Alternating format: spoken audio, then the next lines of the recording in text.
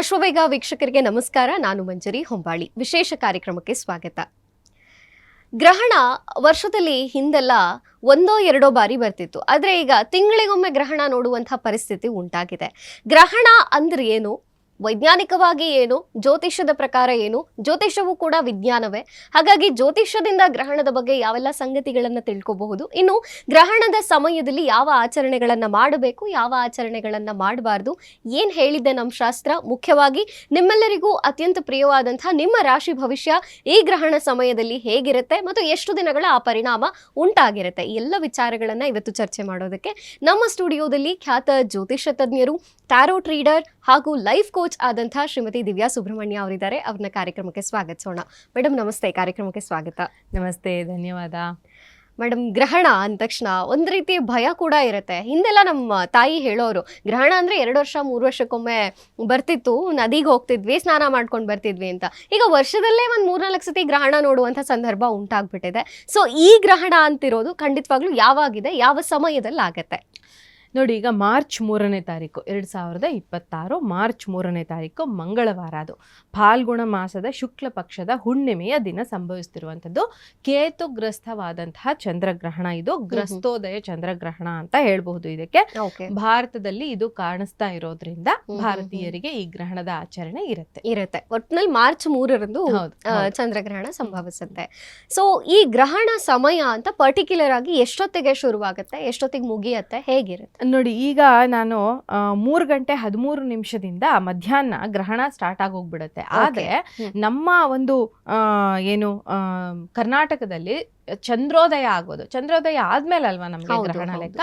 So ಚಂದ್ರೋದಯ ಆದ್ಮೇಲೆ 6:30ರಿಂದ ಅಂದ್ರೆ ಗ್ರಹಣ ಹಿಡಿದ ನಂತರನೇ ಚಂದ್ರೋದಯ ಆಗುವಂಥದ್ದು. ಚಂದ್ರೋದಯ ಆಗತ್ತೆ, ಅದು 6:47 ಗ್ರಹಣ ಮೋಕ್ಷ ಕಾಲ ಅಂತ ಹೇಳ್ತೀವಿ, ಮುಗಿಯುವಂಥದ್ದು ಅಂತ. ಸೊ ಹಾಗಾಗಿ ಕೇವಲ ಒಂದು 20 ನಿಮಿಷಗಳ ಕಾಲ ನಮಗೆ ಈ ಗ್ರಹಣ ಗೋಚಾರ ಆಗುವಂಥದ್ದು ಅಂತ ಹೇಳ್ಬಹುದು. ಗೋಚಾರ 21 ನಿಮಿಷ, ಬಟ್ ಅದರ ಕಾಲ ಶುರು ಮಧ್ಯಾಹ್ನ 3:15 ಶುರು ಆಗೋಗ್ಬಿಟ್ಟಿರುತ್ತೆ. ಓಕೆ. ಇನ್ನು ಈ ಗ್ರಹಣ ಸಮಯದಲ್ಲಿ ಯಾವ ಒಂದು ಪದ್ಧತಿಗಳನ್ನ ಮಾಡ್ಬೇಕಿರತ್ತೆ ಅನ್ನುವಂಥದ್ದು, ಅದರ ಜೊತೆಗೆ ಮ್ಯಾಮ್, ಈಗ ಗ್ರಹಣ ಸಮಯ ನೀವು ಹೇಳಿದ್ರಿ ಮಧ್ಯಾಹ್ನ ಆರಂಭವಾಗತ್ತೆ ಅಂತ, ಮುಖ್ಯವಾಗಿ ನಮ್ಮ ವೀಕ್ಷಕರಿಗೆ ಇರುವಂತಹ ಪ್ರಶ್ನೆನೆ, ಊಟ ಮಾಡಬಹುದಾ, ಯಾವ ಸಮಯ ತನಕ ಊಟ ಮಾಡಬಹುದು, ಎಲ್ಲಿಯ ತನಕ ತಿಂಡಿ ತಿನಿಸುಗಳು ಅಲೋ ಇರುತ್ತೆ ಅಂತ? ನೋಡಿ, ಒಂದು ನಾನಿಲ್ಲಿ ಕ್ಲಿಯರ್ ಮಾಡೋದಕ್ಕೆ ಇಷ್ಟಪಡ್ತೀನಿ. ಇದನ್ನೆಲ್ಲ ನೀವು ಇದಕ್ಕೆ ನಂಬುತ್ತೀರಾ, ಇದು ನಿಮ್ಮ ಕೈಯಲ್ಲಿ ಮಾಡೋಕ್ಕಾಗುತ್ತೆ ಅಂತ ಅಂದರೆ ಮಾತ್ರ ಇದನ್ನ ಮಾಡಬಹುದು. ಅದರ್ವೈಸ್ ಇದನ್ನ ನೀವು ಅಷ್ಟಾಗಿ ಪರಿಗಣಿಸ್ಬೇಡಿ. ಯಾಕೆಂದ್ರೆ ಯಾರೋ ರೋಡ್ ಸೈಡಲ್ಲಿ ಕೆಲಸ ಮಾಡ್ತಿರ್ತಾರೆ, ಅವ್ರು ಯಾವಾಗಲೂ ಊಟ ಮಾಡ್ತಾರೆ, ಅವ್ರಿಗೆ ಇದ್ರ ಪರಿವೇನೇ ಇರೋದಿಲ್ಲ. ಅವರೆಲ್ಲ ಜೀವನ ಮಾಡ್ತಿಲ್ವಾ? ಅವರು ಜೀವನ ಮಾಡ್ತಿದ್ದಾರೆ. ನೀವು ಇದನ್ನ ನಂಬ್ತೀರಾ, ಇದನ್ನ ಆಚರಣೆ ಮಾಡ್ತೀರಾ ಅಂದರೆ ಮಾತ್ರ ಮಾಡಬೇಕಾಗುತ್ತೆ. ಆ್ಯಕ್ಚುಲಿ ಬೆಳಗ್ಗೆ 10 ಗಂಟೆ ಇಡೀ ದಿನ ಅಂದರೆ ಹಗಲಿನ ವೇಳೆಯಲ್ಲಿ ಆಹಾರ ಇಲ್ಲ. ಗ್ರಹಣ ಮೋಕ್ಷ ನಂತರ ಮಾತ್ರ ಆಹಾರ ಸೇವಿಸೋದಕ್ಕೆ ಅವಕಾಶ ಅಂತ ನಮ್ಮ ಪಂಚಾಂಗಕರ್ತೃಗಳು ಬರೆದಿದ್ದಾರೆ. ಆದ್ರೆ 10 ಗಂಟೆವರೆಗೆ ನಾವು ಏನಾದ್ರೂ ಆಹಾರವನ್ನ ಸೇವಿಸೋದಕ್ಕೆ, ಅದರಲ್ಲೂ ವೃದ್ಧರು, ರೋಗಿಗಳು, ಈ ಪ್ರೆಗ್ನೆಂಟ್ ವುಮೆನ್ಸು ಮತ್ತೆ ಈ ಮಕ್ಕಳು ಆಹಾರವನ್ನ ತಗೊಳ್ಬಹುದು ಅನ್ನುವಂಥದ್ದಿದೆ. 10 ಗಂಟೆ ಒಂದ್ ಸ್ವಲ್ಪ ಹೆಚ್ಚು ಕಡಿಮೆ ಮಾಡ್ಕೊಂಡು ಅದನ್ನ ಇನ್ನೊಂದ್ ಸ್ವಲ್ಪ ಉಪವಾಸ ಇರೋದಕ್ಕೆ ಇತ್ತೀಚಿನ ದಿನಗಳಲ್ಲಿ ತುಂಬಾ ಕಷ್ಟ. ಎಲ್ಲರೂ ಹೊರಗಡೆ ಹೋಗ್ತೀವಿ, ಕೆಲಸ ಮಾಡ್ತೀವಿ. ಮೊದ್ಲು ತರ ಮನೇಲೆ ಹೆಚ್ಚಾಗಿ ಸಮಯ ಕಳೆಯೋದು ಅನ್ನೋ ತರ ಆಗಿದ್ರೆ ಅದು ಬೇರೆ. ಸಿಟಿಗಳಲ್ಲಿ ತುಂಬಾ ಓಡಾಟ ಇರುತ್ತೆ. ಸೊ ನಮ್ಮ ದೇಹಕ್ಕೆ ಶ್ರಮ ಮಾಡಿಕೊಂಡು ನಾವು ಇದನ್ನ ಆಚರಣೆ ಮಾಡೋದು ಎಷ್ಟು ಸರಿ ಅನ್ನೋದನ್ನ ನಾವು ಯೋಚನೆ ಮಾಡ್ಬೇಕಾಗತ್ತೆ. ಸ್ವಲ್ಪ ಎಕ್ಸ್ಟೆಂಡ್ ಮಾಡ್ಕೊಂಡು ಎಷ್ಟು ಮ್ಯಾಕ್ಸಿಮಮ್ ಆಗುತ್ತೋ ಅಷ್ಟು ಹೊತ್ತು ಉಪವಾಸ ಇರೋದಕ್ಕೆ, ಅಂದ್ರೆ ಗ್ರಹಣ ಮುಂಚಿತವಾಗಿ ಖಾಲಿ ಇಟ್ಕೊಳ್ಳೋದು. ಯಾಕೆ ಅಂದ್ರೆ ನೋಡಿ, ನಮ್ಗೆ ಇವಾಗ ಯೂನಿವರ್ಸಲ್ ಪವರ್ ಅಂತ ಹೇಳ್ತೀವಿ, ಇದು ತುಂಬಾ ಜಾಸ್ತಿ ಇರುತ್ತೆ. ಕೆಲವು ಬಾರಿ ಇದು ನೆಗೆಟಿವ್ ಆಗಿ ಕೂಡ, ಯಾಕೆಂದ್ರೆ ರಾಹು ಕೇತುಗಳ ಒಂದು ಎಫೆಕ್ಟ್ ಇರೋದ್ರಿಂದ ಅದನ್ನ ನಾವು ಛಾಯಾಗ್ರಹಗಳು, ಪಾಪಗ್ರಹಗಳು ಅಂತ ಕನ್ಸಿಡರ್ ಮಾಡೋದ್ರಿಂದ ಅದರ ಎಫೆಕ್ಟ್ ನಮ್ಮ ಜೀವನದ ಮೇಲೆ ಪರಿಣಾಮ ಬೀರುವಂತಹ ಸೂರ್ಯ ಚಂದ್ರರ ಮೇಲೆ ಆದಾಗ, ಸೂರ್ಯ ಆತ್ಮ, ಚಂದ್ರ ಮನಸ್ಸು ಅಂತ ಹೇಳ್ತೀವಿ. ಹೀಗೆ ಮನಸ್ಸಿಗೆ ಕಾರಕನಾದ ಚಂದ್ರನ ಮೇಲೆ ಆ ಕೇತುವಿನ ಪ್ರಭಾವ, ರಾಹುವಿನ ಪ್ರಭಾವ ಇದ್ದಂಥ ಸಮಯದಲ್ಲಿ ನಾವು ಊಟವನ್ನ ಮಾಡೋದ್ರಿಂದ ಹೆಚ್ಚು ತೊಂದರೆಗಳಾಗೋದಕ್ಕೆ ಅವಕಾಶ ಇರುತ್ತೆ. ಹಾಗಾಗಿ ಮಧ್ಯಾಹ್ನ ಆಲ್ಮೋಸ್ಟ್ ಒಂದು 10-10:30 11 ಗಂಟೆ ಅಷ್ಟೊತ್ತಿಗೆ ನೀವು ಊಟ ಮುಗಿಸ್ಕೊಂಡ್ಬಿಡಿ. ಗ್ರಹಣ ಮೋಕ್ಷ ನಂತರ 6:45 ನಂತರ 7 ಗಂಟೆ ನಂತರ ಸ್ನಾನವನ್ನ ಮಾಡಿ ನಂತರ ಆಹಾರವನ್ನ ಸೇವಿಸೋದು ಉತ್ತಮ ಅಂತ. ಓಕೆ. ಇನ್ನು ಗ್ರಹಣದ ಊಟದ ಬಗ್ಗೆ ನೀವು ತಿಳಿಸ್ಕೊಡ್ರಿ, ಏನ್ ಮಾಡ್ಬೇಕು? ಇನ್ನು ಗ್ರಹಣ ಕಾಲದಲ್ಲಿ ಕೆಲವು ವಿಶೇಷ ಆಚರಣೆಗಳನ್ನು ಮಾಡೋ ಹಂಗಿಲ್ಲ. ಗ್ರಹಣ ಗ್ರಹಣ ಅಂದ್ರೆ ಒಂಥರ ಸೂತಕದ ರೀತಿಯಲ್ಲಿ ಅಂತ ಕೂಡ ಹೇಳ್ತಾರೆ. ಹೌದು. ಆದ್ರೆ ದೇವರ ಒಂದು ಕಾರ್ಯಗಳಿಗೆ ಪೂಜೆ ಮಾಡೋದಕ್ಕೆ ಪ್ರಶಸ್ತವಾದ ಕಾಲ ಅಂತ ಕರೀತಾರಲ್ವಾ, ಯಾಕೆ ಅಂತ? ನೋಡಿ, ಇದು ಪೂಜೆಗೆ ಸರಿಯಾದ ಸಮಯ ಅಂತ ಹೇಳಿಲ್ಲ. ಅದೇ ದೇವಸ್ಥಾನಗಳು ಬಾಗಿಲು ಹಾಕ್ತಾರೆ ಗ್ರಹಣ ಕಾಲದಲ್ಲಿ. ಗ್ರಹಣಕ್ಕಿಂತ ಮುಂಚಿತವಾಗೇನೆ ನಾವು ಗ್ರಹಣದ ಹಿಂದಿನ ಸಮಯವನ್ನು ಕೂಡ ನಾವಿಲ್ಲಿ ಅಷ್ಟು ಪಾಸಿಟಿವ್ ಸಮಯ ಅಂತ ತಗೊಳ್ಳೋದಿಲ್ಲ. ಮಧ್ಯಾಹ್ನ 12 ಗಂಟೆ ಅಷ್ಟೊತ್ತಿಗೆ ಬೆಳಗಿನ ಪೂಜೆಗಳನ್ನೆಲ್ಲ ಮುಗಿಸ್ಕೊಂಡು ದೇವಸ್ಥಾನದ ಬಾಗಿಲುಗಳನ್ನ ಹಾಕ್ಬಿಡ್ತಾರೆ. ಇದನ್ನ ಆಚರಣೆ ಮಾಡುವಂತದ್ದು ಪುರೋಹಿತರ ವರ್ಗದವ್ರು ಮಾತ್ರ. ಅದನ್ನ ಬಿಟ್ರೆ ನಾವು ನಾರ್ಮಲ್ ಮನುಷ್ಯರೇನಿದೀವಿ, ಇವ್ರಿಗೆ ಇದು ಏನಾದ್ರೂ ಮಂತ್ರವನ್ನ ದೀಕ್ಷೆ ತಗೊಳ್ಬೇಕು ಅಂತಿದ್ರೆ ಮಂತ್ರ ದೀಕ್ಷೆಗೆ ಇದು ತುಂಬಾ ಒಳ್ಳೆ ಸಮಯ ಅಂತ. ಯಾವ್ದಾದ್ರು ಮಂತ್ರ ಪಠಣ ಮಾಡ್ಕೊಳ್ತೀರಾ ಅಂದ್ರೆ ಈ ಸಮಯದಲ್ಲಿ ಮಾಡ್ಕೊಳ್ಳಿ. ನೀವು ದೀಕ್ಷೆ ತಗೊಂಡಿರ್ತೀರಾ, ಆ ಮಂತ್ರವನ್ನ ಒಂದು ಅನುಷ್ಠಾನ ಮಾಡೋದಿಕ್ಕೆ ಇದು ತುಂಬಾ ಒಳ್ಳೆಯ ಸಮಯ ಅಂತ ಹೇಳ್ತೀವಿ. ಹಾಗಾಗಿ ಜಪತಪಗಳನ್ನ ಮಾಡ್ಕೊಳ್ಳೋದಿಕ್ಕೆ ಇದು ತುಂಬಾ ಒಳ್ಳೆ ಸಮಯ. ಯಾವುದೇ ಶುಭ ಕಾರ್ಯಗಳನ್ನ ಮಾಡೋದಕ್ಕೆ ಇದು ನಿಷಿದ್ಧ. ಯಾವುದೇ ರೀತಿಯ ಆಹಾರ ಸೇವನೆ, ನಾನು ಆವಾಗ್ಲೇ ಹೇಳಿದ ಹಾಗೆ, ಇದು ಇಲ್ಲಿ ವರ್ಜ್ಯ ಅಂತ. ಮತ್ತೆ ಗ್ರಹಣ ಹಿಡಿಯೋದಕ್ಕಿಂತ ಮುಂಚೆ, ಗ್ರಹಣ ನಂತರ 2 ಸರಿ ಸ್ನಾನವನ್ನು ಮಾಡಬೇಕು. ಇದು ಯಾಕೆ ಅಂತ, ಈ ಒಂದು ಆಚರಣೆ ಯಾಕೆ? ಅದೇ ನಾವು ಇವಾಗ ಎಲ್ಲವನ್ನು ನಾವು ಪಾಲಿಸೋದು ಯಾಕೆ ಅಂದ್ರೆ ಯೂನಿವರ್ಸ್ ನ ಪವರೇ ಆಗಿದೆ. ಯೂನಿವರ್ಸ್ ಯಾವ ತರ ನಮ್ಗೆ ಅಗೋಚರ ಶಕ್ತಿ ಹಿಡಿತದಲ್ಲಿರುತ್ತೆ, ಒಂದು ಭೂಮಿಯ ಹಿಡಿತದಲ್ಲಿ ಅಥವಾ ಈ ಒಂದು ಯೂನಿವರ್ಸ್ ನ ಹಿಡಿತದಲ್ಲಿದ್ದಾಗ ನಾವು ಸ್ನಾನಾದಿಗಳನ್ನ ಮಾಡಿಕೊಂಡು ನಂತರ ಅದೊಂದು ಪೂರ್ತಿ ನೆಗೆಟಿವ್ ಎನರ್ಜಿ ನಮ್ಮಲ್ಲಿ ಬರಬಾರ್ದು ಅನ್ನೋ ಕಾರಣಕ್ಕೆ ನಾವು ಸ್ನಾನವನ್ನ ಮಾಡಬೇಕು. ಸ್ನಾನ ಅಂದ್ರೆ ಅದೊಂದು ಮೆಕ್ಯಾನಿಕಲ್ ಕ್ರಿಯೆ ಅಲ್ಲ ಅಂತ. ಮೆಕ್ಯಾನಿಕಲ್ ಕ್ರಿಯೆ ಅಲ್ಲ. ಅದರಿಂದ ನಮ್ಗೆ ಯಾವುದೇ ನೆಗೆಟಿವ್ ಎನರ್ಜಿಗಳು ಬರೋದು ಬೇಡ ಅನ್ನೋ ಕಾರಣಕ್ಕೆ ಸ್ನಾನದಲ್ಲೂ ಬೇಕಾದಷ್ಟು ವಿಭೂತಿನ ಹಾಕಿದ್ರು ಸ್ನಾನ ಅನ್ಕೋಬಹುದು.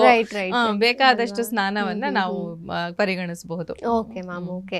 ಇನ್ನು ಗ್ರಹಣ ಒಟ್ಟಾರೆ ನಮ್ಮ ದೇಶ ಅಥವಾ ರಾಜಕೀಯ ಪ್ರಮುಖ ಬದಲಾವಣೆಗಳು ಗ್ರಹಣದಿಂದ ಯಾವ್ದಾದ್ರು ಸಂಭವಿಸುತ್ತಾ ಅಂತ? ಖಂಡಿತ ಆಗುತ್ತೆ. ನೋಡಿ, ಇವಾಗ ನಾವು ನೋಡ್ತಾ ಇರೋ ಹಾಗೆ, ನಾವು ಹಿಂದಿನ ಕಾಲದಲ್ಲಿ ನೀವು ಈ ನಾರ್ಮಲ್ ಮನುಷ್ಯನಿಗೆ ಯಾವುದೇ ರೀತಿಯ ಗ್ರಹಣದ ಎಫೆಕ್ಟ್ ನ ಯಾವತ್ತೂ ಹೇಳ್ತಾ ಇರ್ಲಿಲ್ಲ.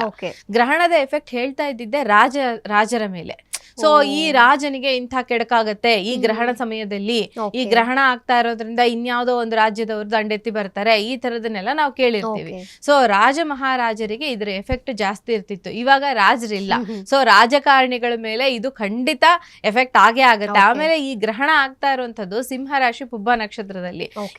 ಈ ರಾಶಿ, ಈ ಲಗ್ನದಲ್ಲಿ ಹುಟ್ಟಿದವ್ರಿಗೆ, ಸಿಂಹ ಲಗ್ನದಲ್ಲಿ ಹುಟ್ಟಿದವ್ರಿಗೆ, ಸಿಂಹ ರಾಶಿಯಲ್ಲಿ ಹುಟ್ಟಿದವ್ರಿಗೆ ಅಥವಾ ಪುಬ್ಬ ನಕ್ಷತ್ರದಲ್ಲಿ ಜನನ ಆದವರಿಗೆ ಇದರ ಎಫೆಕ್ಟ್ ಸ್ವಲ್ಪ ಹೆಚ್ಚಾಗಿರುತ್ತೆ. ಅದರಲ್ಲೂ ಅವ್ರೇನಾದ್ರೂ ರಾಜಕಾರಣಿಗಳಾಗಿದ್ರೆ ಖಂಡಿತ ಇದರ ಒಂದು ಪ್ರಭಾವವನ್ನ ಮುಂದಿನ 3 ತಿಂಗಳು, ಎಷ್ಟು ದಿನಗಳು ಇರುತ್ತೆ ಅಂತ ಕೇಳ್ತೀವಿ ಅಲ್ವಾ, 3 months ಇರುತ್ತೆ. ಇದು ನಾರ್ಮಲ್ ಮ್ಯಾನ್ಗೆ ಇದು ಹೆಚ್ಚು ಎಫೆಕ್ಟ್ ಆಗೋಲ್ಲ ಅನ್ನುವಂಥದ್ದು ಒಂದು ಏನು ಒಂದು ವಿವರಣೆ ಇದೆ. ಇದನ್ನ ನಾವು ಒಂದು ರಿಸರ್ಚ್ ಅಂತ ಮಾಡಿದ್ವಿ. ಸ್ವಲ್ಪ ದಿನದ ಕೆಳಗಡೆ ನನ್ನ ಗುರುಗಳೊಟ್ಟಿಗೆ ನಾನು ಸೇರ್ಕೊಂಡು ಇದನ್ನ ರಿಸರ್ಚ್ ಮಾಡಿದ್ದೆ. ಈ ಸಮಯದಲ್ಲಿ ನಮಗೆ ಹೆಚ್ಚು ತೊಂದರೆಗಳು ನಾರ್ಮಲ್ ಮೇಲೆ ಆಗೋದಕ್ಕಿಂತ ಪ್ರಭಾವಿಗಳ ಮೇಲೆ, ನಮ್ಮನ್ನ ಆಳುವವರ ಮೇಲೆ, ಈ ರಿಸರ್ಚ್ ಅಲ್ಲಿ ಬಂದಿದ್ದ ರಿಸಲ್ಟ್ ಏನು ಅಂದ್ರೆ ನಮ್ಮನ್ನ ಆಳುವವರ ಮೇಲೆ ಇದು ಹೆಚ್ಚು ಪ್ರಭಾವವನ್ನು ಬೀರುತ್ತೆ ಅನ್ನುವಂತ ಒಂದು ರಿಸರ್ಚ್. ಏನಾಗಬಹುದು ಮ್ಯಾಮ್ ರಾಜ್ಯ ರಾಜಕಾರಣದಲ್ಲಿ ಬದಲಾವಣೆಗಳಾಗೋ ಚಾನ್ಸಸ್ ಇರುತ್ತೆ. ಸ್ವಲ್ಪ ಮಟ್ಟಿಗೆ ಪ್ರಭಾವಿ ರಾಜಕಾರಣಿಗಳ ಮೇಲೆ ಕಳಂಕಗಳು ಬರೋದಕ್ಕೆ ಅವಕಾಶ ಇರುತ್ತೆ. ಆಮೇಲೆ ಇದು ಏನ್ ಹೇಳ್ತೀರಾ, ಸ್ವಲ್ಪ ಮುಂಚೆನೂ ಶುರು ಆಗ್ಬಿಡುತ್ತೆ. ಕೆಲವು ಸರಿ ಗ್ರಹಣದ ಎಫೆಕ್ಟ್ ಸ್ವಲ್ಪ ಮುಂಚೆನೂ ಪ್ರಾರಂಭ ಆಗೋದಕ್ಕೆ ಅವಕಾಶ ಇರುತ್ತೆ. ಮತ್ತೆ ಪ್ರದೇಶಗಳ ಮೇಲೆ ತುಂಬಾ ಅಗ್ನಿ ಅವಘಡಗಳು, ಭೂಕಂಪಗಳು, ಈ ತರದ್ದು ಸಣ್ಣ ಪುಟ್ಟ ಎಲ್ಲಾ ಕಡೆ ಭೂಕಂಪ ಆಗ್ಬಿಡತ್ತಾ, ಗ್ರಹಣ ಆದಾಗೆಲ್ಲ ಆಗುತ್ತಾ? ಇಲ್ಲ, ಆಕ್ಸಿಡೆಂಟ್ಗಳಾಗೋದು, ಈ ತರ ನೆಗೆಟಿವ್ ಎನರ್ಜಿ ಜಾಸ್ತಿ ಇರೋದ್ರಿಂದ ಸ್ವಲ್ಪ ಇದರ ಪ್ರಭಾವ ಹೆಚ್ಚಾಗಿರುತ್ತೆ ಅಂತ ಹೇಳ್ಬೋದು. Okay ma'am, okay.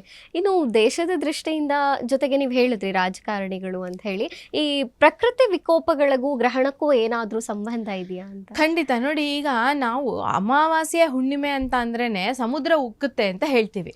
ಯಾಕೆ? ಚಂದ್ರನ ಮೇಲೆ ಅದು ಯಾವ ರೀತಿ ಪರಿಣಾಮ ಬೀಳುತ್ತೆ? ಅಮಾವಾಸ್ಯೆಗೂ ಸಮುದ್ರಕ್ಕೂ ಏನ್ ಸಂಬಂಧ?